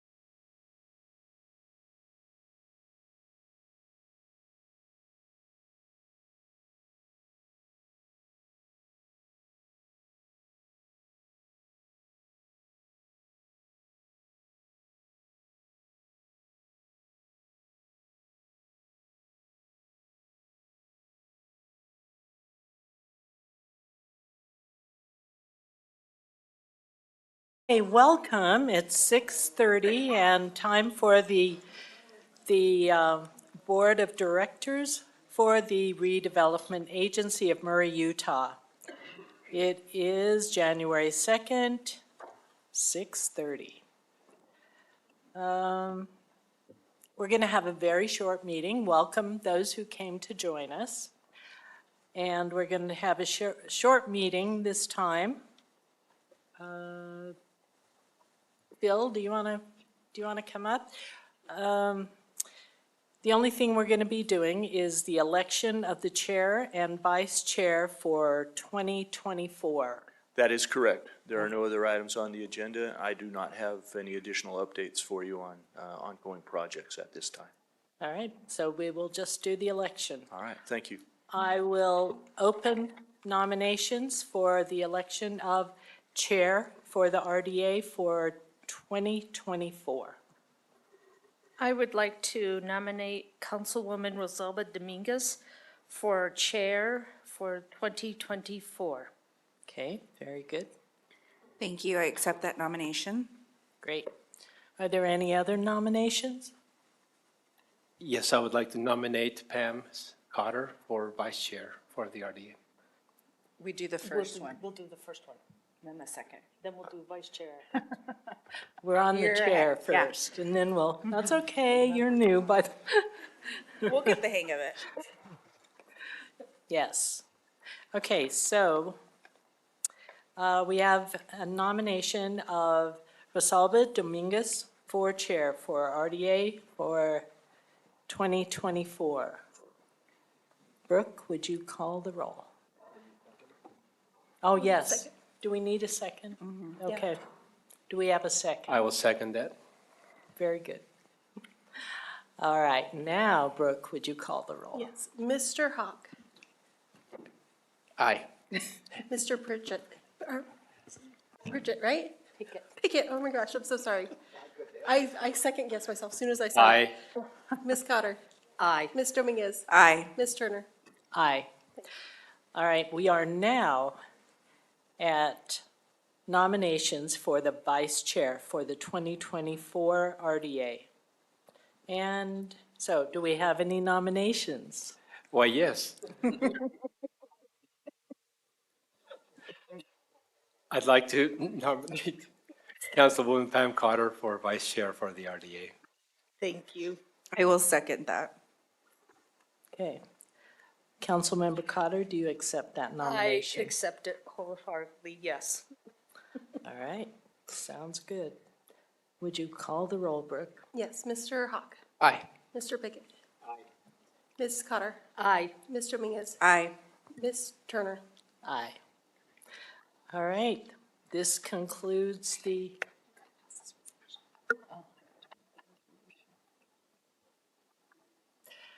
Okay. Resolution number R24, resolution appointing the chair and vice chair for the Redevelopment Agency of Murray City for calendar year 2024.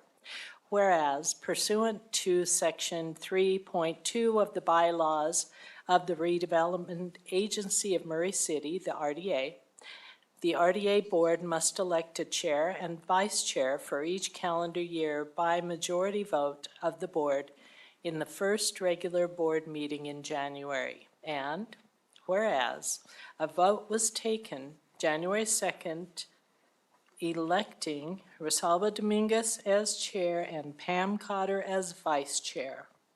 Now therefore be it resolved by the Redevelopment Agency of Murray that Rosalba Dominguez shall serve as chair of the Redevelopment Agency of Murray for calendar year 2024. Number 2, Pam Cotter shall serve as vice chair of the Redevelopment Agency of Murray for the calendar year of 2024. And 3, this resolution shall become effective immediately upon its passage and adoption. So I will take a motion. I move that we pass the resolution adopting the chair and vice chair for the Redevelopment Agency of Murray City for the calendar year 2024. I second. All right, we have a motion and a second. Is there discussion on the motion? All right. Mr. Hawk, Aye. Mr. Pickett, Aye. Ms. Cotter, Aye. Ms. Dominguez, Aye. Ms. Turner. Aye. Okay, this is the business that we have for the RDA, so I will close the RDA. Do you think Murray City could pay their heating bill? It's freezing in here, my goodness. I don't know. You should talk to the mayor about that. Yeah.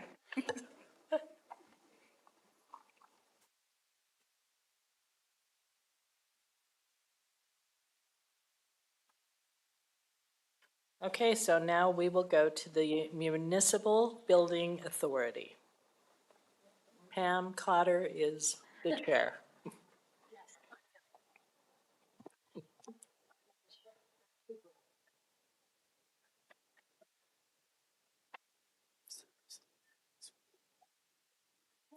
Welcome everyone. Sorry, have to turn this on. Welcome everyone to the Municipal Building Authority of Murray City of January 2nd, 2024. I first need to have the minutes to be approved for the Municipal Building Authority meeting December 6th, 2023. Do I have a motion for that? Oh, first, was there any changes? Did anybody, looked at it, changes? Everything was okay, corrections? Okay, so I'll have a motion for this. I motion to approve the minutes for the Municipal Building Authority meeting on December 6, 2023. I'll second. Thank you. Ms. Dominguez, Aye. Ms. Turner. Aye. Mr. Hawk. Aye. Mr. Aye. Pickett, Aye. and Ms. Cotter. Aye. Thank you. All right, now we're on to business item number 1, is the election of Municipal Building Authority Board officers for the calendar year of 2024. First, we'll start with the president. Do we have a nomination for president for the Municipal Building Authority of Murray City? I nominate Diane Turner. I was thinking we could just keep it as it is. Although we can't, we have 2 new council members. I'm sorry, I forget. Okay. All right, sorry, Oh, that's okay. Councilmember Cotter. That's fine, that's fine. Don't worry. And I will second the nomination. Do we have any other nominations for the president for the Municipal Building Authority Board officer for the calendar year of 2024? No other ones? Okay. Ms. Dominguez, Aye. Ms. Turner, Aye. Mr. Hawk, Aye. Mr. Pickett, Aye. Ms. Cotter. Aye. Thank you. Okay. Now we're on to the election of a vice president for the Municipal Building Authority Board officer for the calendar year of 2024. Do we have any nominations for vice president? I'll nominate Adam Hawk. I second it. Is there any other nominations? Okay, seeing that there's not, Brooke? Sure. Ms. Dominguez, Aye. Ms. Turner, Aye. Mr. Hawk, Aye. Mr. Pickett, Aye. Ms. Cotter. Aye. Thank you, everyone. Okay, now we're on to the secretary/treasurer for the election of a Municipal Building Authority Board officer for the calendar year of 2024. I would like to nominate Paul Pickett for secretary-treasurer. I'll second. Is there any other nominations for secretary/treasurer of Municipal Building Authority Board officer for the calendar year of 2024? No. Seeing that there is none? Ms. Dominguez, Aye. Ms. Turner, Aye. Mr. Hawk, Aye. Mr. Pickett, Aye. Ms. Cotter. Aye.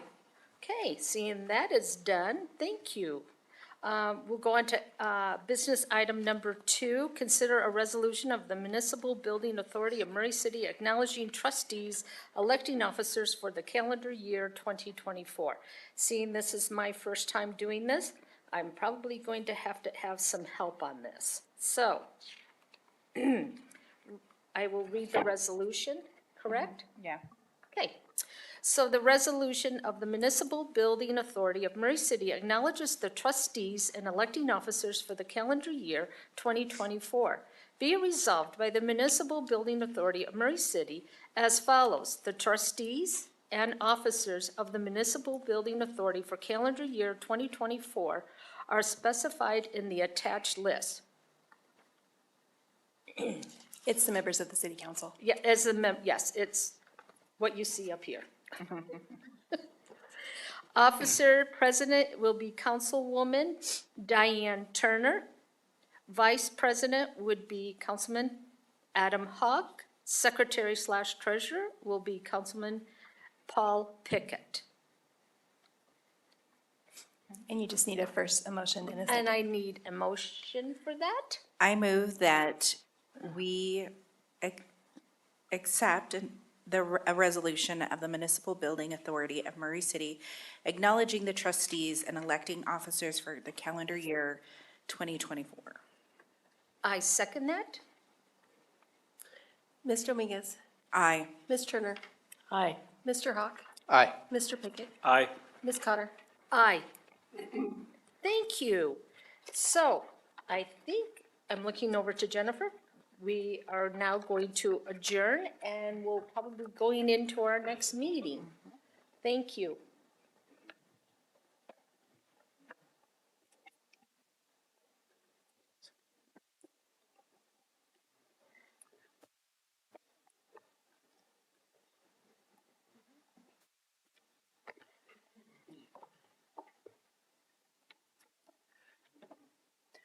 Welcome. Our next meeting is the Murray City Municipal Council meeting for January 2nd, 2024. I'd like to welcome everyone and ask that you turn off your cell phones if you have them on.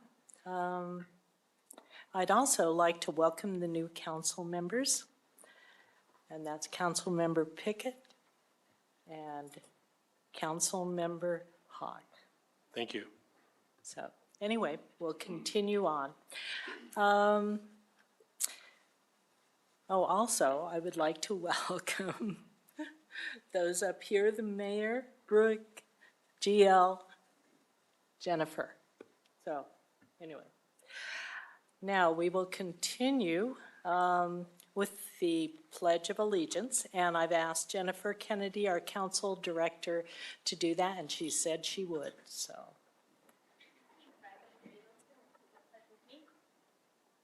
Pledge allegiance to the flag of the United States and to stands one nation, indivisible, with liberty and justice for all. Thank you, Jennifer.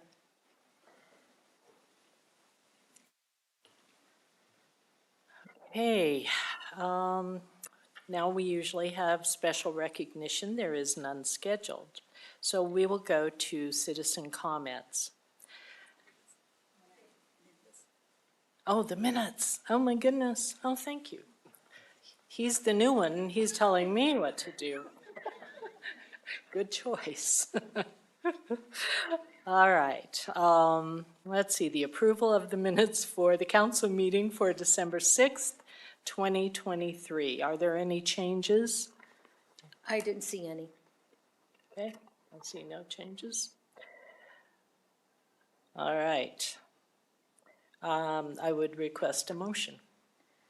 I make a motion to approve the minutes of council meeting December 6, 2023. Do we have a second? I second it. All in favor? Aye. Aye. Are there any opposed? Okay, passes unanimously. Now there is no special recognition, and we'll continue on to the citizen comments. The comments will be limited to 3 minutes. I would request that you step to the microphone, state your name and city of residence, and fill out the required form. Oh, there's Patty. Patty has it if you want to chat with us, so.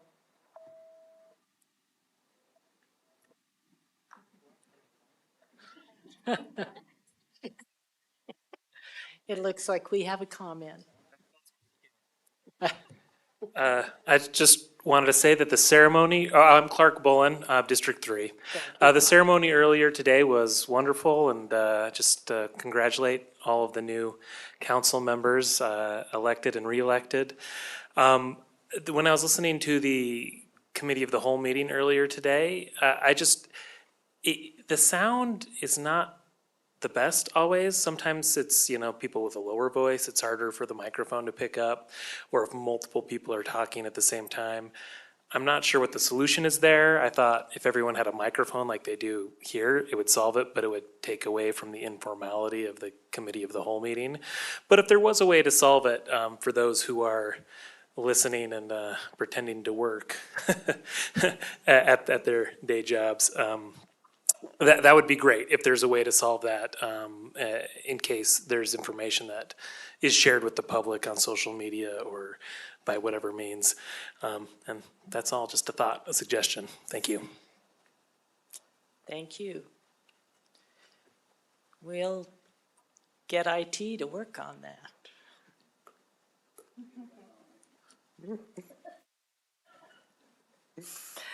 All right. Other comments?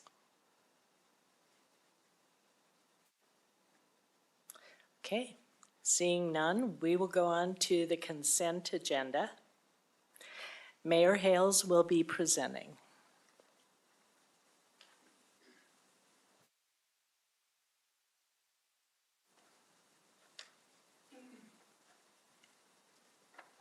Thank you very much. Okay, I'm just gonna, is it okay if I just do them all under one resolution? Okay. I'll just read from here. Consider confirmation of the mayor's appointment of, and if you are here, I know I see a few of you, if you're here, if you'll please stand. Consider confirmation of the mayor's appointment of Catherine Burton to the Senior Recreation Center Advisory Board for a term of February 2024 through 2027. Thank you for being here. Consider confirmation of the mayor's appointment of Hal Luke to the Senior Recreation Center Advisory Board for a term, same term, from February 2024 through January 2027. Thanks for being here. Consider a confirmation of the mayor's appointment of Michael Richards to the Planning Commission for a term beginning, and I've been asked to change this to January 1st, so if you'll put that in your notes, January 1st, 2024, ending January 15, 2027. Consider confirmation of the mayor's appointment of Peter Harisu to the Planning Commission for a term beginning January 15, 2024, and ending January 15, 2027. Consider a confirmation of the mayor's appointment of Matthew Givens to the MCCD Review Committee for a term from January 2024 through January 2027. Number 6, consider confirmation of the mayor's reappointment of Carl Shatton to the Senior Recreation Center Advisory Board for a term from February 2024 through January 2027. Isn't that interesting how years ago we'd talk about 2027 and we thought we'd never get there? That's just 3 years away. Crazy. Let's see, January 2027. Number 7, consider confirmation of the mayor's reappointment of Ned Hacker to the Planning Commission for a term from January 2024 through January 2027.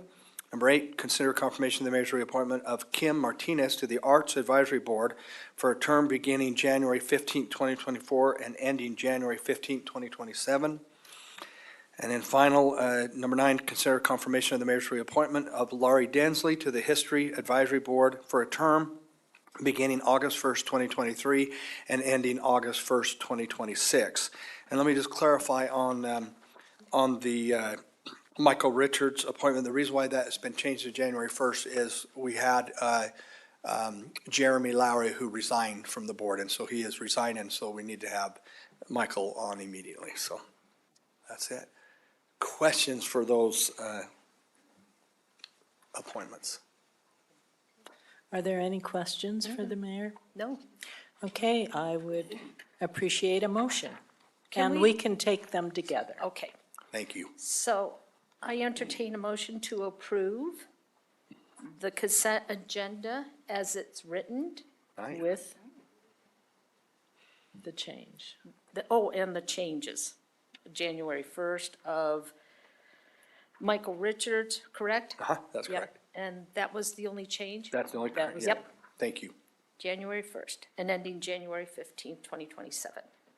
I second the motion. All right. We have a motion and a second. Is there discussion on the motion? So technically, his term has to end January 1st, 2027, because he only serves 3 years or 4 years, whatever it is. Oh. 3 years, right? Say that again? So it can't, so it has to, if it begins January 1st, it has to That has to end then. January 1st, 2027, okay. Yeah. So do you want me to restate that again? Yes. Yeah, so January for Michael Richards, so we'll say January 1st, 2024 through January 1st, 2027. Okay, Okay. just that one? Yeah, I think we can just say as stated by the mayor. Okay, perfect. Okay. And just leave it? Mhm. Okay. Is that good, GL? All right, thank you. That's why we have you here. hope that's Keep not the only us. Thank you. All right, Brooke, would you Sure. read the roll? Mr. Hawk? Aye. Mr. Pickett? Aye. Ms. Cotter? Aye. Ms. Dominguez? Aye. Ms. Turner? Aye. That it? I That's thought it? there was another vote for a minute. I tell Brooke, seriously, every time, and it's not some of the time, it's almost every time, when there's a vote, not really a vote for anything, but when you're, like the minutes or whatever, I want to say aye so bad. And I think it's just a habit. So if you ever hear me say aye, I might go, I'd like a drink. So anyway, so thanks for bearing with me. And thanks to all those that serve. Really, we are so blessed. That's the most I think I've ever read. And thank you for your participation and your questions earlier. But that's the most I think I've personally put in. And so we just want to thank those that are here and those that are not here for all their service. It's amazing what we have here in Murray City. And we will be having a Boards and Commission dinner. That's this month. I want to say January, who's smart enough here? Doug? 11? What? January 30th. So that will be an appreciation for all those that serve. And anyway, those that are here, I just want to say thank you for all your service and thanks. We know that some couldn't get here, but thanks for being here. And I know the council won't care if you want to leave or if you want to stay. They'd be happy to have you stay. So thank you. Thank you, Mayor. You've been busy. My goodness, that was quite the list. Gads. Thank you all for wanting to serve and continuing to serve as well. And Hal, I will see you in TRX next Tuesday. Thank you. All right, we will continue. Let's see, we're at the public hearing portion. So the public hearing is to consider an ordinance amending sections 15.24.010 and 15.24.020 of the Murray City Municipal Code relating to the International Fire Code and collected permit fees. Joseph Middleman. I'm not used to calling you Joseph, so I just usually call you Chief. Usually my mom calls me Joseph when I'm in trouble. So, for the record, if we could get that on the record. Joey, what's your middle name? Bernard. Because Diane sounded like she was getting after you. Joseph, Bernard. Middleton. The second. Middleman, excuse me. But now we're totally I know. off. Yeah. So. Thank you, Joey. It's good to see you here. Sorry, I'm panicking. Give me 1 second. All right, now we're duplicating. You guys hopefully see that on your screen. Well, thank you, council, for giving me the opportunity to propose this. to the council, as well as explain this to the city as well, for those of you guys online watching. The code adoption is something that we have needed to complete since July this past year, but we noticed a couple of discrepancies that we really worked on with the wording on this. And as we look at the wording on our adoption of our code, it in the past had had the Fire Prevention Board, which is incorrect, and it was set up to just be ongoing, to where we never had to adopt a code. For when the state adopted the code, it just naturally, we would then fall in line, which there is some positive points to that, but there's also some negative points to it. You guys don't get to see it before you every 4 or 5 years, and I think it is something worthwhile that you guys would like to see every 4 or 5 years as the state updates the fire code, and then to see if there's any major changes within the fire code. There isn't a whole lot of changes or updates in the 2021 code that I have to highlight for you within the code. As I mentioned on the committee of the whole, there's about 6,000 pages of codes, and they probably changed, roughly about 1,000 little pages of words. And that's what our wonderful Fire Marshal Jeff Poles now gets to go. The other part that we did include in on this is the appendix to clarify to our construction folks out there that we do follow appendix B, C, and D. And on those appendix that we follow, that helps us with our access roads, as well as our hydrants, as well as, I'm drawing a blank here, give me one sec.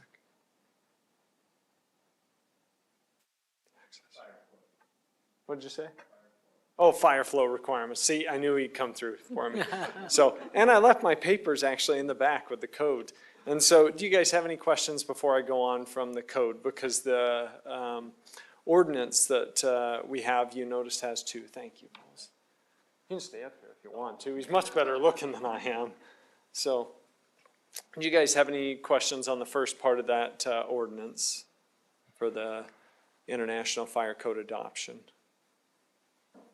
Are there questions? Okay. Okay. All right, we'll move on to the second part of it, which is the ordinance of 15.24.020 and the fee part. And there's one clerical error that I do need to correct on there that we'll be changing with GL if it's okay. And it is in the fees underneath the CPR insert. And as GL keeps you guys in line, he does a fabulous job of keeping me in line as well. And so the description for our residents out there, instead of listing Murray City Fire Department will have these fees approved through the mayor's office and posted on the city website, it's a little more simple if we just state they are approved by the mayor and posted on the website. I got that right, GL? Okay, so now let's talk about the fees within it. So other than that, the ordinance would stay exactly as listed. The fees that we physically have charged in the past for fire prevention, as well as the services that we provide, have not always been covering what we've actually been supplying for our construction folks, for the hazmat area, for the tent inspections, the food truck. And so I'll really quickly, just so the citizens here, just kind of go down some of the new inspection fees. We have an annual inspection fee now that we're proposing. That annual inspection fee would be $75, and that would cover our inspectors to go out and actually complete that inspection, as well as review their license paperwork as it goes out. We only charge these fees when we actually go out and do our life safety inspections, and that's the important note, that the businesses are receiving a service through us on there. Where in the past, that's just come out of the general fund. We feel it's appropriate for the council to consider that fee just be allocated to the business that we're serving on that fee, just like we do for a citizen if they want a CPR card or anything else that we go. The next one would be our fire system inspection. That one is one that we've just always done for businesses if they have a life safety inspection overall. And so if we're gonna review your plan, then there is a fee that goes along with that. If by chance, you continually have inspections that need us to come out, for example, we had a business that I may mention earlier that we were out over 200 and something times, then we will actually charge those. I got off track a little bit with my fee and I started going down the ordinance. I want to go back just a second and cover some of the PowerPoint that I had. The inspectors that we have that go out on these inspections, the organization chart that we have for that is covered by a fire marshal, a deputy fire marshal, and then 3 part-time inspectors. One works 29 hours a week, one works 22, and the other 15. We allocate about $85,000 for part-time employees, and that's a really easy number to be able to allocate between that and the deputy fire marshal and the fire marshal, where these wages are costing and how we're not covering our fees with the wages, or excuse me, we're not covering the appropriate time that we're spending on this with the fee structure that we have. And so when you look at the things that we go through, I've listed out these that we had talked about prior, which is what they actually go through and complete with this fee structure. And I apologize to Adam and or council members Pickett and Hawk that you guys, I missed you guys at December when we were going over this, and that's why I figured I better stop with the fee structure and actually catch you guys up a little bit. They go over in the fire marshal's office about 160 life safety, sprinkler, or alarm plans. And so these are plans that a construction agency comes in, and if you look up in the ceiling, there's sprinklers in here. They make sure they're allocated in the right spots to actually suppress the fire or notify the alarm company to notify us that they will actually work in the event of an emergency. We use a system called LIV, which is Life Inspection Vault, and that's later on listed down in that list of things that they do. And it's a computer system that the side companies that actually do the installs as well as the annual inspections have to report to. And that has helped us out immensely. I looked up our number today. It's 1,263 inspections that they've gone over and approved or notified that they are deficient within Murray throughout the last 6 months since you guys approved us to use the Life Inspection Vault for that, which has saved us numerous amounts of hours and been able to catch us up. However, at the same time, as you notice deficiencies, it also puts you a little bit behind because you want to go out and fix those life safety errors, which leads us to today. So they do a lot of different stuff, as you can tell on there, from new businesses to annual life safety inspections to fire investigations, then community risk reduction. I'll cruise on to the next area that where these go with our costs and recoveries, and this is where I line that out, which was the plan review construction.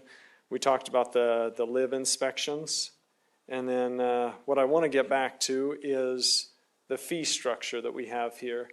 On the fee structure, on the ordinance itself, a tent permit inspection fee, we've never actually charged those. We only have about 10 of those come in a year, but we do send out our fire marshal and, or excuse me, our fire inspectors to go out and do those.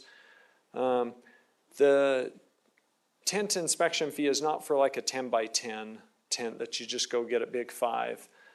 These are the industrial tents that actually are required to have an extinguisher in them, and then also the proper exiting for those tents to make sure if something bad were to happen, we could actually go in and then complete life safety rescues, and or they'll have an extinguisher to extinguish the fire. It also tests the material that it's flame retardant, that it's not going to light on fire and then collapse on people would be the goal.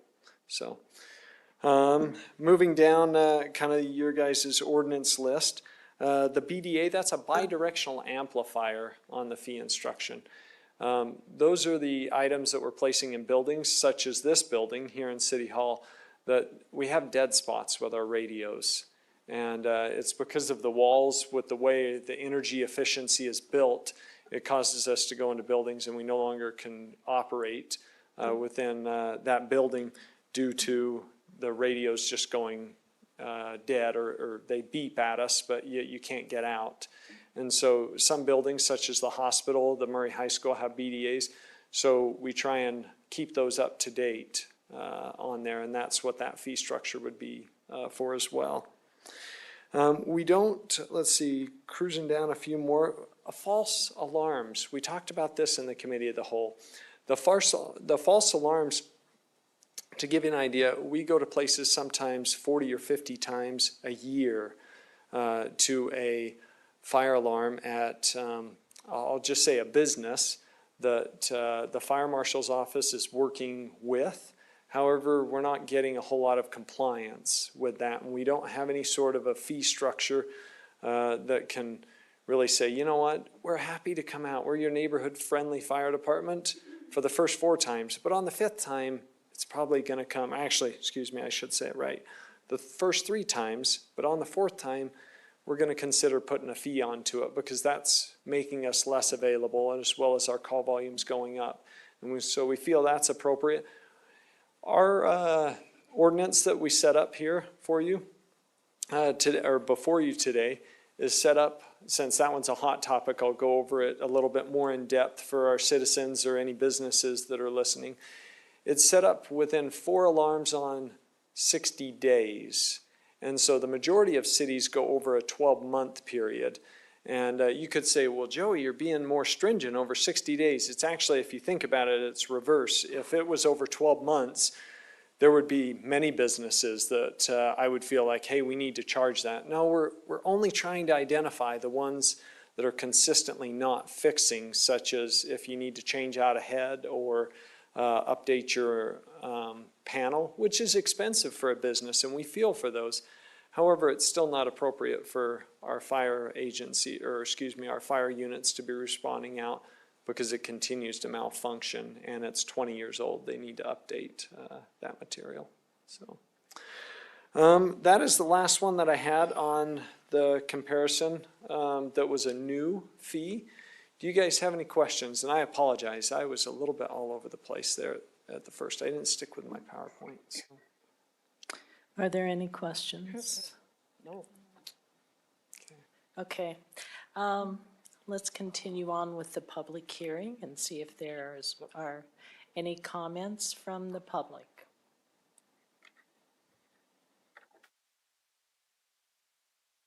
Okay.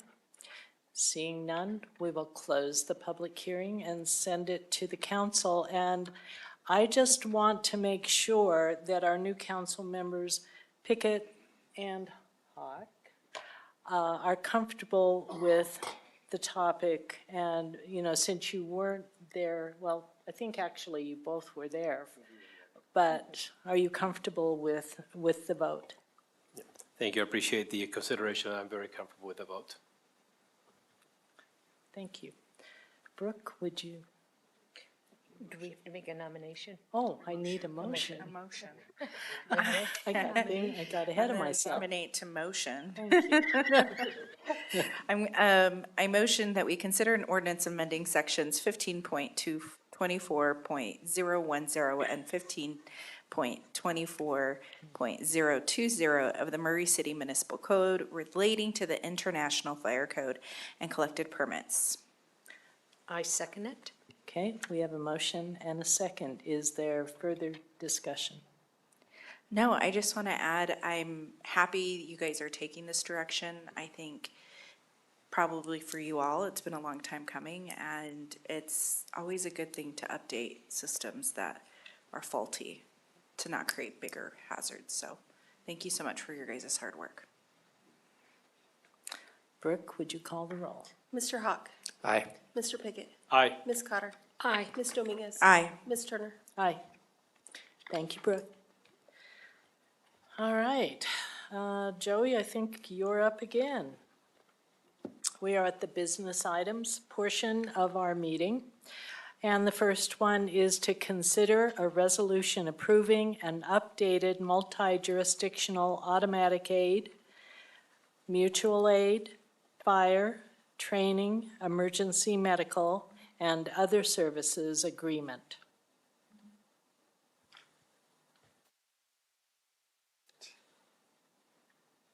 go catch it. Chief Middleman. You know, I have to admit, if I could do a do-over of that last presentation, I would totally take it. It must have been because it was Joseph Bernard Middleman II presenting before, so I got really nervous. And I understand the nervousness. I'm like, I don't really feel nervous when I'm presenting too often, but I was nervous. But this one, I got a lot of passion, and I'm Joey, so I love it. So thank you. Coming down a little bit. All right. With the auto aid agreement, this is something I have a ton of passion for, and it comes with the data that we talked about. And so I've updated our data on the presentation that I believe Jennifer had gotten to you guys. And so it has a complete year of 2023 within your slideshow that you have, as well as the PDF that I had sent over. There's 17 cities that complete our auto aid agreement. And as you guys were talking in the committee a whole about the Metro Fire Agency, this is actually something that expands beyond the Metro Fire Agency, and it goes between Salt Lake City Unified Fire as well as any agency that has a side border to our Salt Lake County is what our fire chiefs went with. I had the opportunity to chair this Salt Lake Valley Fire Alliance committee, and so I was tasked with this. I have 9 cities signed so far on this auto aid agreement, so I'm excited to hopefully have a 10th with Murray. And I need to give thanks to our attorney that assisted in drafting this auto aid agreement as well. As we cruise over the auto aid agreement, there's 3 areas that are main focuses of the auto aid agreement. One is our automatic aid, which the agreement is initially started and stemmed from. Automatic aid is you call 911 anywhere within this valley, and you're on 9th East and say 4100 South or 4200 South. Right, or you're right, yeah, Van Winkle, right in between there. The beauty of how we operate now, and also our demise, is you're going to get the closest agency. But if your agency is out of service, say on a different call or already on a call, you're going to get the next closest agency to respond out. And that's what the automatic aid is so you're going to get the closest, most appropriate unit to respond to your emergency in that case. And notice that I said the glory of it, or I can't remember my exact, and also the demise, because we'll talk about some of the stats in a little bit. That's what automatic aid is. So we automatically receive at dispatch. We have these codes in something called the APCO system. Don't ask me what APCO stands for. If you could, I just won't remember right now. But it's built in, and it just automatically, the computer sets it off and then spits out the units. We're actually tracked by GPS driving around the city, which is, you could say, Big Brother watching. We're always watching. But it then pings you where you are, and then that's how it knows where to send the units. In the old days, we would have districts, and then that district would respond, and then it would set up in the background of districts. So it would say, if this district is unavailable, then this district will go, and then this one will go, and so forth. And those are stacks. And the new GPS system just tailors it to the closest, most appropriate units to go. So that's automatic aid. The next one is mutual aid.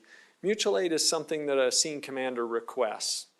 So for example, if we have something that's specific, such as hazmat, we have mutual aid agreements set up through the state legislature that goes throughout the entire state, and we have a military base or a military hazmat unit. So if our hazmat units can't handle the hazmat situation that's going on, we have a mutual aid agreement with the military, with the Army, and they have, I can't remember the infantry that actually has their 7 guys that can respond out. And they respond out, and they're our experts, and these guys and gals are amazing. That's what they do nonstop, and they love to come out and help us. And so that's an example of mutual aid. We could also call up mutual aid, say Lone Peak Fire or Lehigh Fire. Actually, Lone Peak and Lehigh are on it. Let's say Provo. You could see Provo respond up here, and that would be an example of mutual aid if we had something large and we needed something that they have. The next one is incident management team. This is brand new to our agreement. This is a continuation of agreement, an update of an agreement. The IMT team is set up to actually assist us in our emergency operations center. The emergency operations center, when we operate, would be anything from a water contamination to a large fire to a train derailment. And what we're putting together as fire chiefs is a team that can come in and assist cities with their incident management of all different levels, from logistics to planning to housing to the operations. It goes into the police area as well. And so this team can actually respond out and then assist that emergency operations center with guiding them through the process of the proper paperwork. In some cases, as you look at some of the news that recently came out, FEMA awarded Utah the declaration of the disaster for the floods last year. That's what this team really specializes in, is to do the right procedures in the right event to make sure we're operating underneath the FEMA guidelines. So, do you guys have any questions on those three areas? All right, other noteworthy material within the contract. We do training. In fact, you know, I looked at it before Committee of the Whole, but I didn't look at it before here. We have our valley-wide training coming up, our leadership symposium coming up in March. I had sent it to Jennifer, and I believe she sent out to you guys. I think it's March. Oh, okay, yeah. So anyhow, we'll make sure that you guys have that. And we're actually planning on hosting it here in the council chambers. We'll have 130 firefighters here throughout the valley. Some will be on shift, but the majority will be off shift, just volunteering their own time to come to these trainings. And they'll just be in pure leadership. And this allows us to operate so when they walk in the door, they're covered by their city and not our city. And so it goes over liability and so forth. Equipment, this is one, knock on a lot of wood, we have not had to use in many years. If you go back to when I was first hired, I remember driving around in a white farm truck fire engine. And that white farm truck fire engine came from West Valley because, unfortunately, we had a couple of rough spots go in, and we had an axle break on one of our fire engines, and we were going to be out for a while. And then our other one had to go into service, so we were driving around one of West Valley's fire engines. They said, you know, it just wasn't, we didn't look cool enough, and I don't know, they wanted it back. No. We've really appreciated this. We've actually never had to lend out any of our apparatus, but in the case that we do have a fantastic fleet now that CIP that you guys have set us up with. It definitely assists us a ton, so thank you for that. This contract will renew for 5 years with an extension of another year. An extension of 5 years. After that, if no changes are needed. However, I'll still bring that before you then and verify. And I already mentioned the other two details of 17 agencies and Murray assisted. Let's talk about your auto aid just so you guys kind of see it, or the citizens see it. This is our call volume in a city network. If I were to go into the program and highlight on those numbers up on the screen, you would kind of see them go into the areas that they are. I can zoom down and see clear down to the house. That I can't do that in public, obviously, because that identifies emergencies to the locations that we've been on. But it shows our broad range of where we respond to.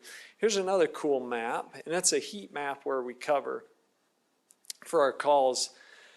I need to thank the history of Murray on the location of our fire stations for this auto aid agreement. There's many cities on the auto aid agreement that are not set up like Murray. We have essentially a triangle for a city, and we have a triangle for fire stations. This allows us to make sure that we're covering our area. In fact, we cover it so well, we actually extend into other areas that we're working on with the mayor's office to make sure we try and balance out those extra responses, because as I mentioned before, our call volume's gone up over the last few years, and that's one of the struggles that we have with our increasing call volume and making sure that we can cover those costs. So 2023 in a whole, we had 6,203 Murray cases. We actually didn't respond out on 6,203 cases in Murray. We actually responded in Murray 5,603 times. And then, but our call volume was actually 6,935 calls, which you're like, Joey, that just conflicted the numbers. So where were the other calls? If by chance a call came in and they were closer, they took it in our city. And if a call came in and we were closer, we took it in their city. And that's part of the system for the Auto 8 agreement and some of the stuff that we're balancing out with Unified or South Salt Lake. To give an idea, South Salt Lake gives us an extra 100 calls a year. We give Unified a few more calls. I'm trying to get that number down. I'm working with our IT department to get me another data program called Exante, but we're working with them to have better data. So I look forward in the future, if you guys want to know that data, I would love to have that data to you guys in the mayor's office. And I think it's something important to know for you guys where your services are being used, especially if I'm asking for additional help here and there. I think it's important for you guys to identify That'd be great, that. Joey. Say what? That would be great. We would appreciate having that. Definitely. Thank you. So, yeah. On the difference, we are taking an extra 732 calls within that. A lot of those get a little bit confusing on the call volume, just so you guys are aware of, because some of those are fire calls. And the fire calls, you'll receive multiple units that come in, but a case number will only create one case for multiple units, if that makes sense. So, what questions do you guys have by chance on some of this data? I'll go back to it, or anything else on the Auto 8 agreement.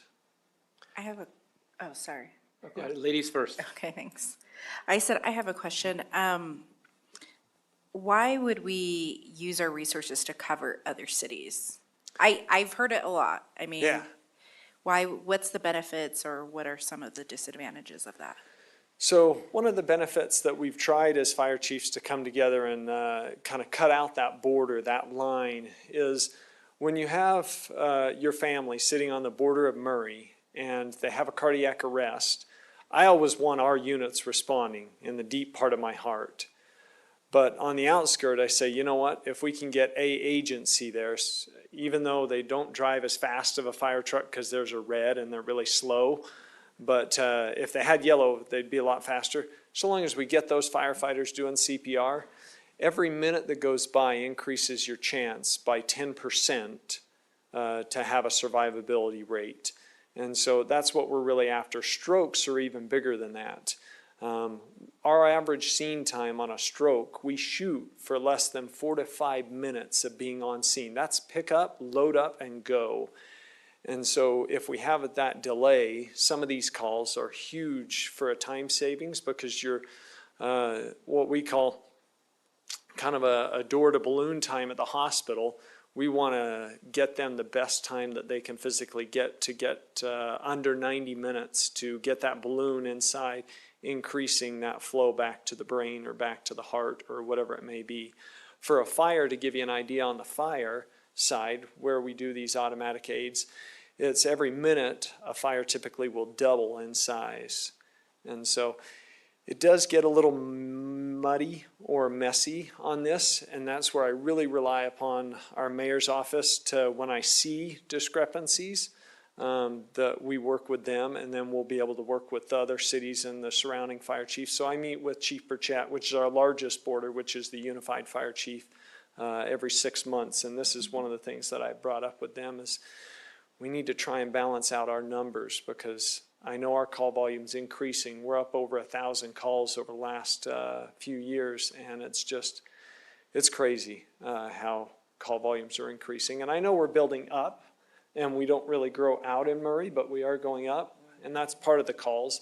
The other part is really sad. It's, sorry, I'm distracting from a little bit. No, you're fine. I figured this information. We have more sick calls than we've had ever before. So people use 911 for all kinds of things. So, but all right, does that answer your original question? Yeah, that answers my, are we also seeing like an increase of calls due to population of like our older generations or our most vulnerable? And just, is that something that you are seeing more frequently? Or just even in Utah? We are. We have a dramatic increase in our population. I'll see if I can dual task and bring up something for you since I've got my computer hooked up and see what it'll do here. If I just crashed it. But to give you an idea while that's trying to come up, it is, our elderly population doesn't have the increase as much as the probably lower income population that we have seen. Our falls have always been a top call. And so I brought this up right here thinking you may ask something like this. And so I kind of had it somewhat ready for you. And come on, screen, go away. There we go. All right, so our sick calls used to be about the 5th call down in that list. And that's by number. So we had in 2023, 686 calls that came in as a sick call, and we had. And what qualifies a sick call? Is it just, I'm sick, can you please come see if I'm okay? Stomach flu, you don't feel well, you got the sniffles, you're bleeding out of places you don't talk about, stuff like that. And then, so that's kind of the generalized sick. Sick, I will say dispatch has tried to get their call to us out the door time under 60 seconds. And that creates more sick calls as well, because when they don't have a specific code, a 26 is just what it kind of defaults into.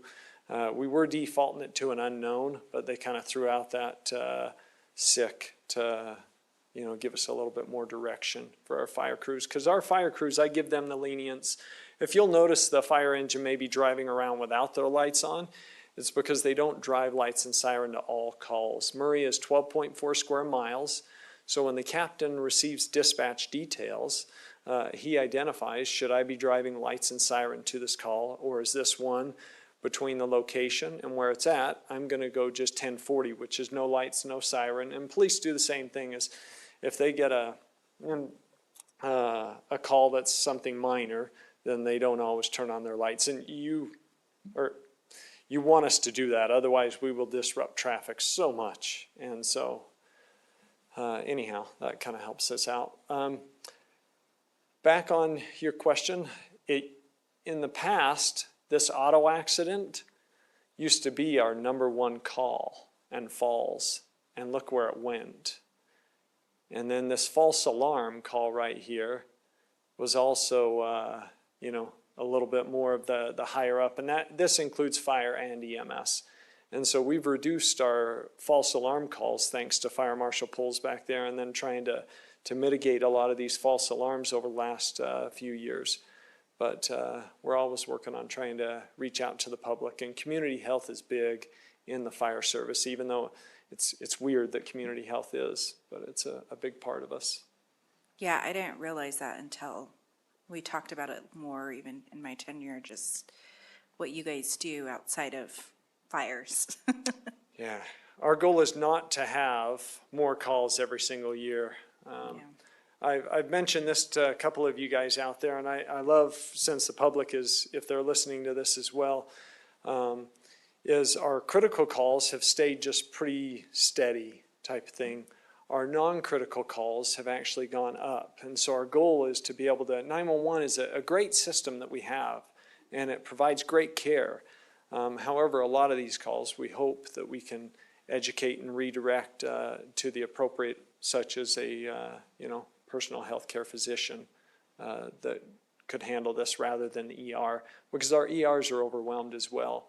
IMC is having record numbers come through the ER. And if you remember during COVID, they had crazy amounts of wait time with respiratory stuff, and they still have this winter right now. I'm sure their wait time is long right now because it's nighttime, and this is about when your respiratory stuff kicks up. So, yeah. Any other questions?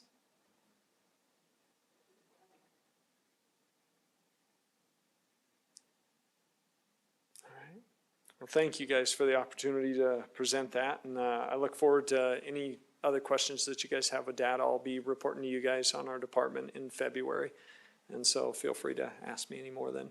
So. Thank you, Joey.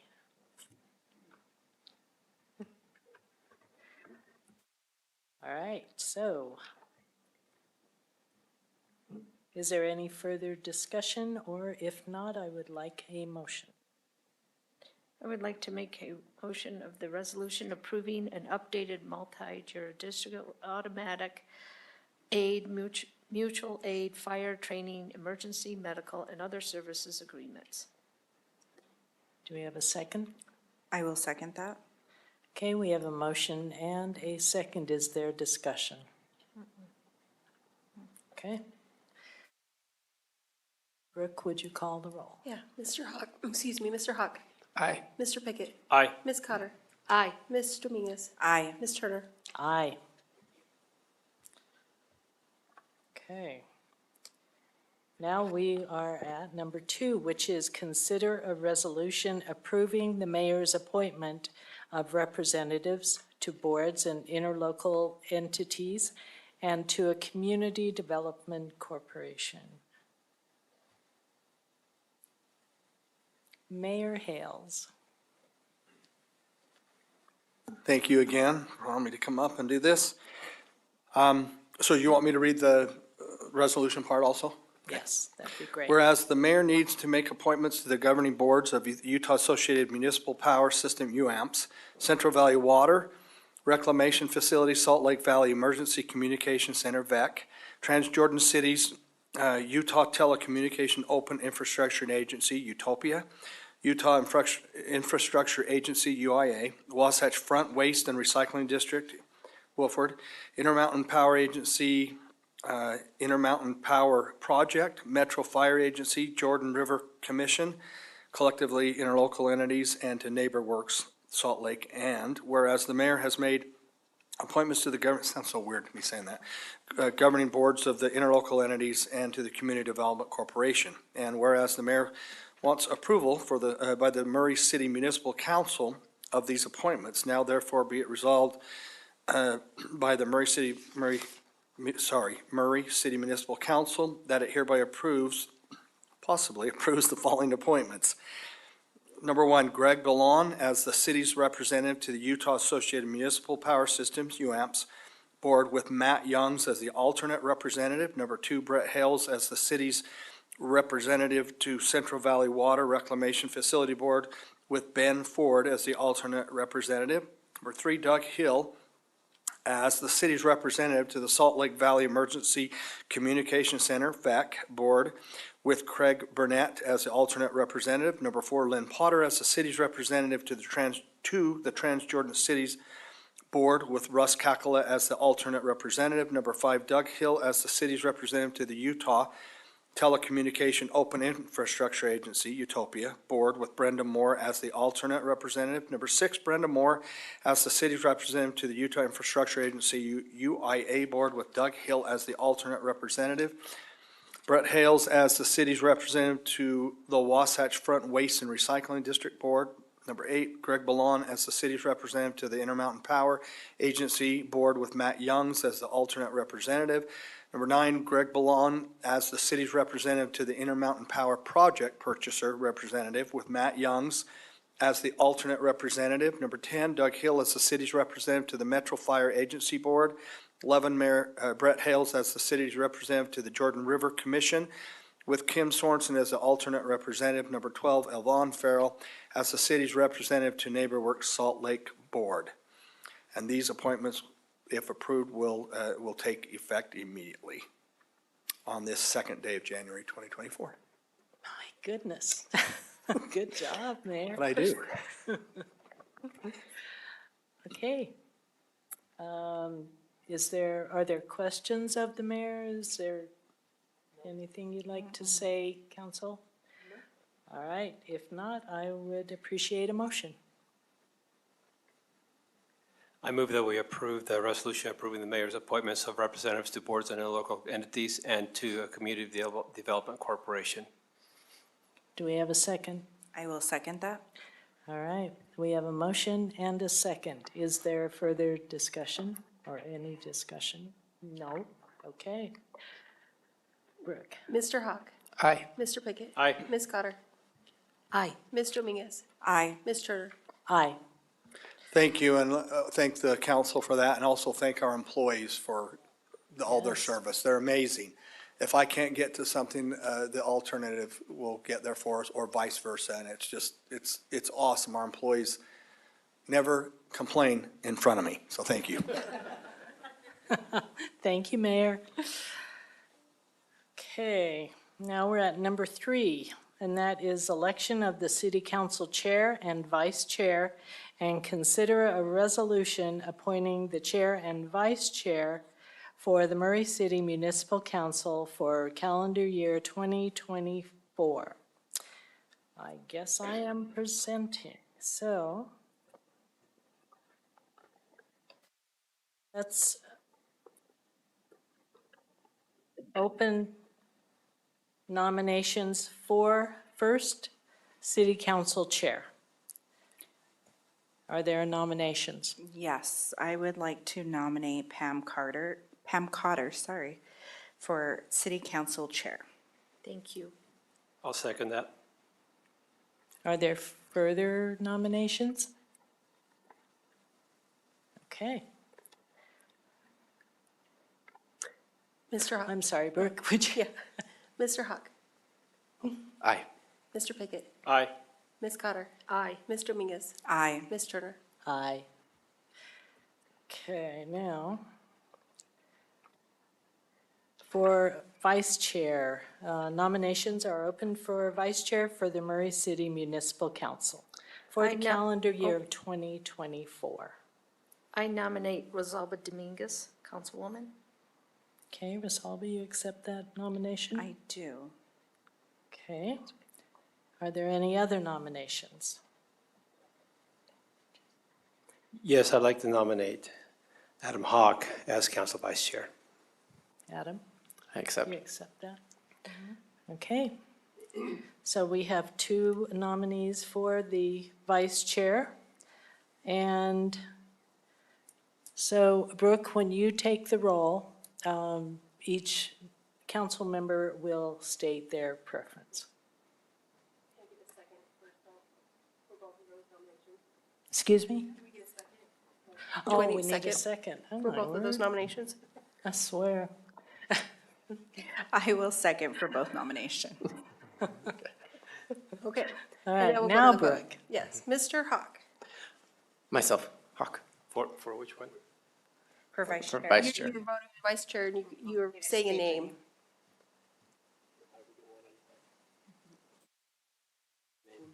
Yes. And then Mr. Pickett Hawk. and Ms. Cotter Councilwoman Dominguez. and Ms. Dominguez Myself, Councilwoman Dominguez. and then Ms. Turner. Councilmember Hawk. Okay. So then, let's see. We have to Do the do resolution. the resolution. Yeah, I'm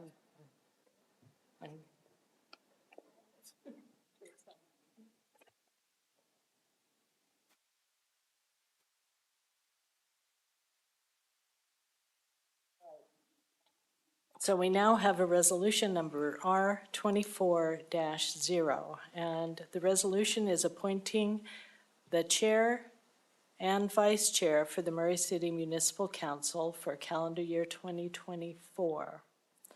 And it reads, whereas pursuant to the Utah Code annotated 10-3B-203, Murray Municipal Code 2.04.060 and Rules 2A and B of the Rules of the Murray City Municipal Council, Murray City Corporation, the City Council must elect a chair and vice chair for each calendar year by majority vote of the council in the first regular council meeting in January. And whereas a vote was taken on Tuesday, January 2nd, 2024, electing Council Member, Cotter as chair, and Council Member Hawk as vice chair.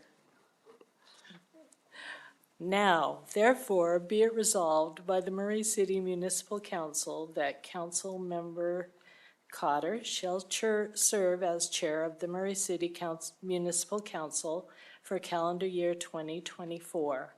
Number 2, Council Member Hawk shall serve as vice chair of the Murray City Municipal Council for calendar year 2024. Number 3, this resolution shall become effective immediately upon its passage and adoption. So I will take a motion.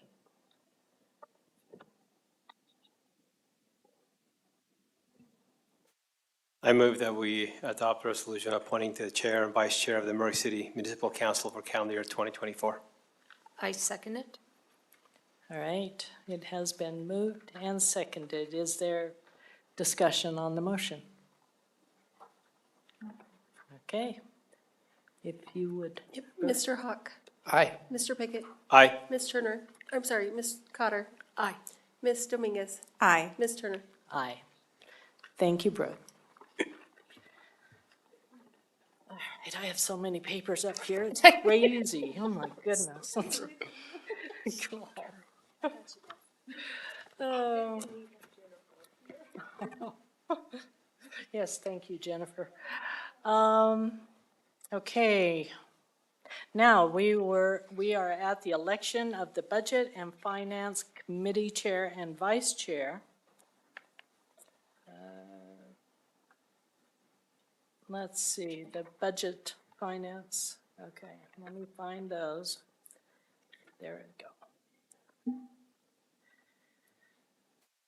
Okay, so I will open the nomination for the Budget Committee Chair, Budget and Finance Committee Chair. I nominate for the budget chair, Paul Pickett. Do you accept that nomination? I accept the nomination. Thank you. Thank you. Okay, I will second that nomination. thank you. All right, Brooke, would you call the roll? Mr. Hawk? Aye. Mr. Pickett? Aye. Ms. Cotter? Aye. Ms. Dominguez? Aye. Ms. Turner? Aye. All right, now it is the election of the Budget and Finance Committee Vice Chair. I will open nominations. I nominate Council Member Adam Hawk to Vice Chair of the Budget and Finance Committee. I second. And I accept. Great, thank you.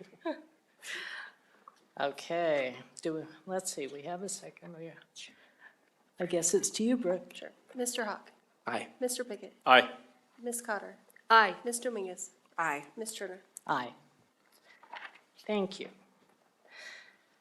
All right, we're done with that. Now we're going to go with consider a resolution approving the City Council's appointment of representatives to boards and committees.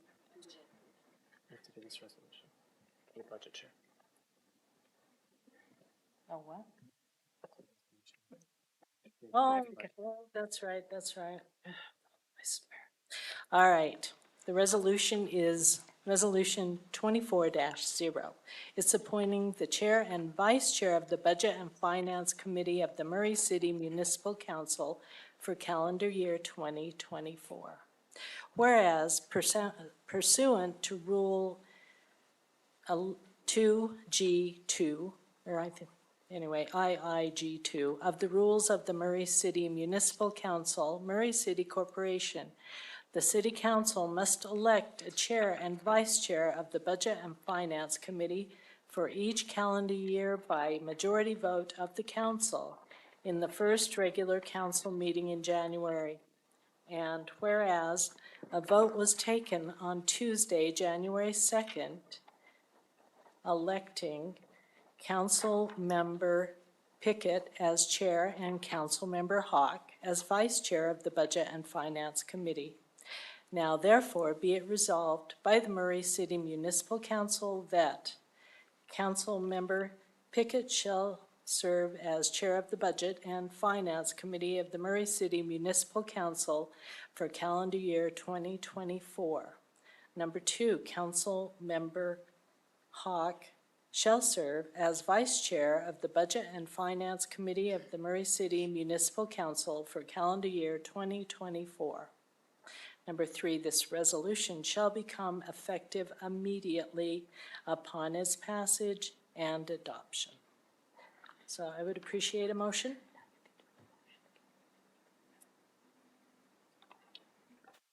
I make a motion to approve the resolution appointing the chair and vice chair of the Budget and Finance Committee of the Murray City Municipal Council for calendar year 2024. Do I have a second? I second it. All right. We have a motion and a second. Is there further discussion on the motion? All right, Brooke? Mr. Hawk? Aye. Mr. Pickett? Aye. Ms. Cotter? Aye. Ms. Dominguez? Aye. Ms. Turner? Aye. All right. This is to consider a resolution approving the city council's appointment of representatives to boards and commissions. Let's see. Okay.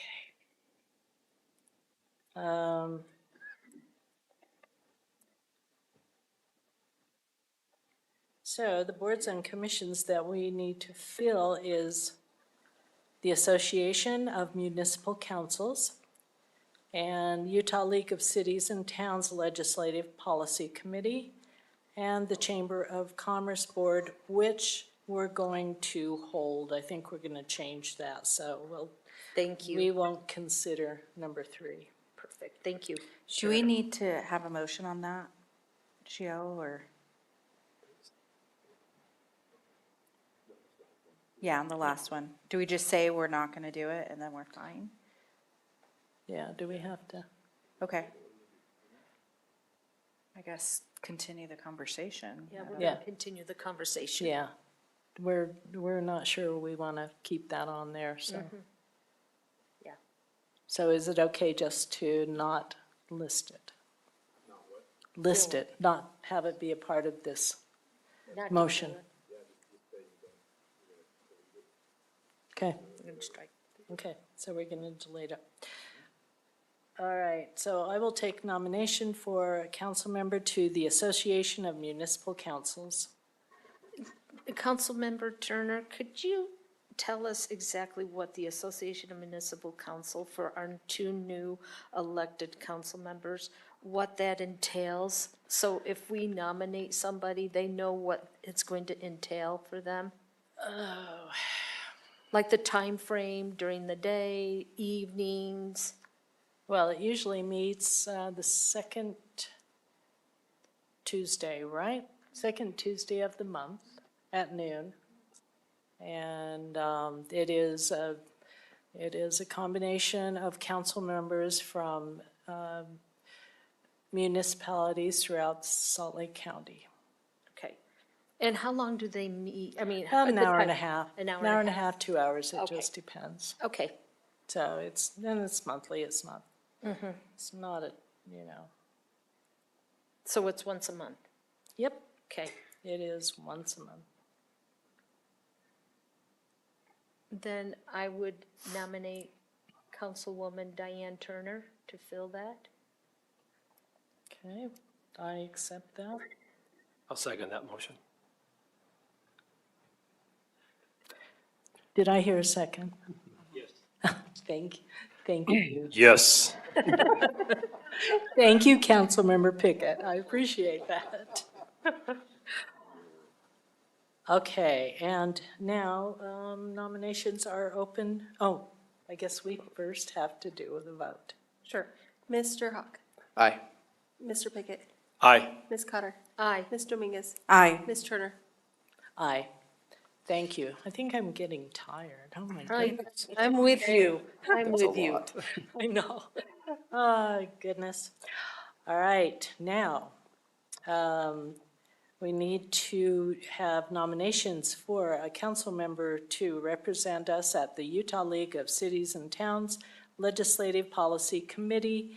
And that is, you want to tell us what the Well, commitment is? I'm gonna have Councilwoman Dominguez jump in now and then. Right now, it's gonna be starting, January with the session. yeah, with the session, which is Mondays. 22nd. And we go up there about 11:30-ish, somewhere around there, and sometimes we get out noon, 12:30, 1 o'clock. And then we have LPC meetings, once a month after the legislature is done. Then we have LPC meetings, which is up north at Salt Lake, which start about 12:15, and you can do until about 1:45, and you can do Zoom, but you have to either be on Zoom or you have to be there because we vote. We have a vote, besides the mayor and GL and Doug. So I just want the new council members to know that it's a time commitment and that you have to be up there when the legislation is in session, so. And also, during the legislative session, whoever is the representative usually reports to the council Yeah. about what's been happening up there. Yep. So, okay. No, you didn't need Did more I? help. Well, I didn't know if I Just kidding. forgot something. No. And it consists of other representatives throughout the state as well, from Yes. different cities and towns, so it's a very interactive organization. Yes. Cameron does a great job. Quite the Very. commitment. So it's good commitment, but it's, Yep. It's a heavy load. it is a heavy dose. So, anyway, I will open this for nominations. I nominate Pam Cotter to ULCT. Thank you. I accept that. Okay. Second. Oh, well. All right, we have a nomination, motion, and a second. So, would you? Yep, Mr. Hawk, Aye. Mr. Pickett, Aye. Ms. Cotter, Hi. Ms. Dominguez, Aye. Ms. Turner. Aye. Oh, my word, is that the last one? I can't believe it. Yeah. Now, Mayor? Oh, I just wanted to say, we're not necessarily deleting the chamber board, but we are gonna continue the We're conversation. reconsidering it? Reconsidering it with the administration, is that correct? Are you going to strike it for this resolution? Yes. Yes. So we can't say to strike it, correct? Okay. So if I just don't add it, if I just, You just want to make a motion to strike it. Yeah. okay, well then I will take a motion to strike the Chamber of Commerce Board. I make a motion that we strike item number 3 of the resolution 24-0 to nominate someone on the Chamber of Commerce Board. May I have a second? I second it. Okay, has been motioned and seconded. Would you please? Mr. Hawk, Aye. Mr. Pickett. Aye. Ms. Cotter, Aye. Ms. Dominguez, Aye. Ms. Turner. Aye. Thank you, Brooke. All right, so resolution number R24-0 is a resolution approving the city council's appointment of representatives to boards and committees. Whereas the city council annually appoints council members to the Association of Municipal Councils, the Utah League of Cities and Towns Legislative Policy Committee, and the we're taking off the Chamber of Commerce. Yep. Okay, and the towns, let's see, City and Towns Legislative Policy Committee. Whereas the council has discussed appointments to these boards and committees, and whereas the council wants to formally approve the appointments. Now, therefore, be it resolved by the Murray City Municipal Council that it hereby approves the following appointments Number 1, Councilmember Turner to the Association of Municipal Councils. Number 2, Councilmember Cotter to the Utah League of Cities and Towns Legislative Policy Committee. These appointments shall take effect immediately. Okay, I would appreciate a motion on the resolution. I move that we accept the resolution approving the city council's appointments of representatives to boards and committees. I second it. All right, we have a motion and a second. Is there any discussion on the motion? No? All right, Brooke? Mr. Hawk? Aye. Mr. Pickett? Aye. Ms. Cotter? Aye. Ms. Dominguez? Aye. Ms. Turner? Aye. Thank you, Brooke. Okay, I guess that's it. We're now to the mayor's report and questions, thank heavens. No, we have another meeting. I never thought we were gonna get here, because I have about 45 minutes that I need to share some stuff with you, important stuff, so, anyway. They all know I'm kidding. First of all, I just want to say thanks for the approval of the Christmas tree. Let me tell you, that has been such a draw here in Murray. I'm a little obsessed. Am I obsessed, Cindy? Look at Cindy shaking her head, yes. Honestly, I could get home, and then an hour later, I said, you want to go back over to the city? And she's going, weren't we just there? And I said, well, that was an hour ago. So, but we came over constantly, and especially when we did the Wednesday to Wednesday. The first Wednesday when we had Santa Claus and hot chocolate, I'd say probably about 60 people. The second Wednesday we did, about 300 people came through. And it was just perfect the way, the timing on it. And anyway, so it's just been a draw, and it's something I've always, I got to give Doug Hill, he doesn't like this. He doesn't like me to give him any credit. But Doug is the one that came up with this idea years ago, and it just really didn't get presented. And so I just can't tell you how it really has been a great draw, and I've always wanted to have something that would draw to the plaza.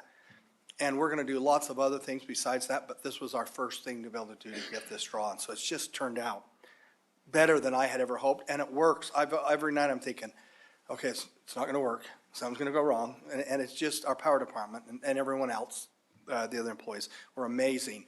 But Cindy and I'd come over here, and really, it just was fun to just meet people. We were meeting people left and right, some from all over the country that were here, that had moved here to Murray or visiting. So it was really fun, so thank you for that. And then second, this is great news. Brenda, she was so excited to share, I wasn't here Friday, she was so excited to share this, that first thing on our department head meeting, she brought this in. And Brenda, I give you a lot of credit for this. Everyone was involved, and so hats off to everyone, but Brenda really pulled this together, and GL, thank you for all you did, you and Mark. But this was Moody's is a credit agency. This is massive, you guys. We presented to Moody's on a Zoom. They're in San Francisco, are they, Brenda? San Francisco, asks quite a few questions that were, pertinent for them to make a decision on lowering or raising our credit score. Is A3 the highest you can get, Brenda? AA3? AAA, okay. So we were at, so for our bonding with our Public Works building, we were gonna be at a AA1, and we moved to a AA2, which honestly, we were a little, I said that backwards. We went from AA2 to AA1, and the next move would be a AAA. And so we are one right under that, and this will save us hundreds of thousands of dollars for this bond. It just changes just a little of that interest rate, but enough on that $25 million bond that is massive. So anyway, hats off to Brenda and her team, and again, GL and everyone else that was involved that happened, so. Mayor, have we ever been AAA? Have we ever? I don't believe we have. Brenda? No. I believe this is the best we've ever. This is the best. Awesome, Brenda. Nice compliment. Good job. They're strict on what they ask and questions, and they're going over, and I've been involved with credit agencies my entire life, and so, but not with the big business like this, and so it's just amazing that we were able to get there, so thank you, Brenda. Next, I also want to give Craig Burnett a big thanks. We had kind of a rocky week with, we had a couple homicides here in Murray.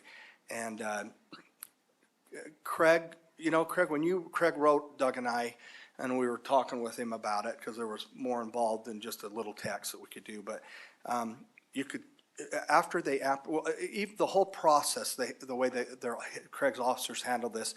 And then I think, Craig, I want to say it was the next day, maybe it was next day they apprehended. And so, out in West Valley. And so, hats off to Craig's officers for how well they handled this, the procedures, the safety. And when Craig texts, you could tell Craig almost was like a dad. He was just appreciative to his officers, because they're taking risk every single minute of their lives, and there's instantaneous decisions that need to be made. And Craig just gave him a lot of credit for how they handled this. So I just wanted to be able to recognize Craig and your whole team for how well they did. And thank you. That's my report. I don't know if I dare say we are adjourned. Thank you all for being here. Oh, my goodness.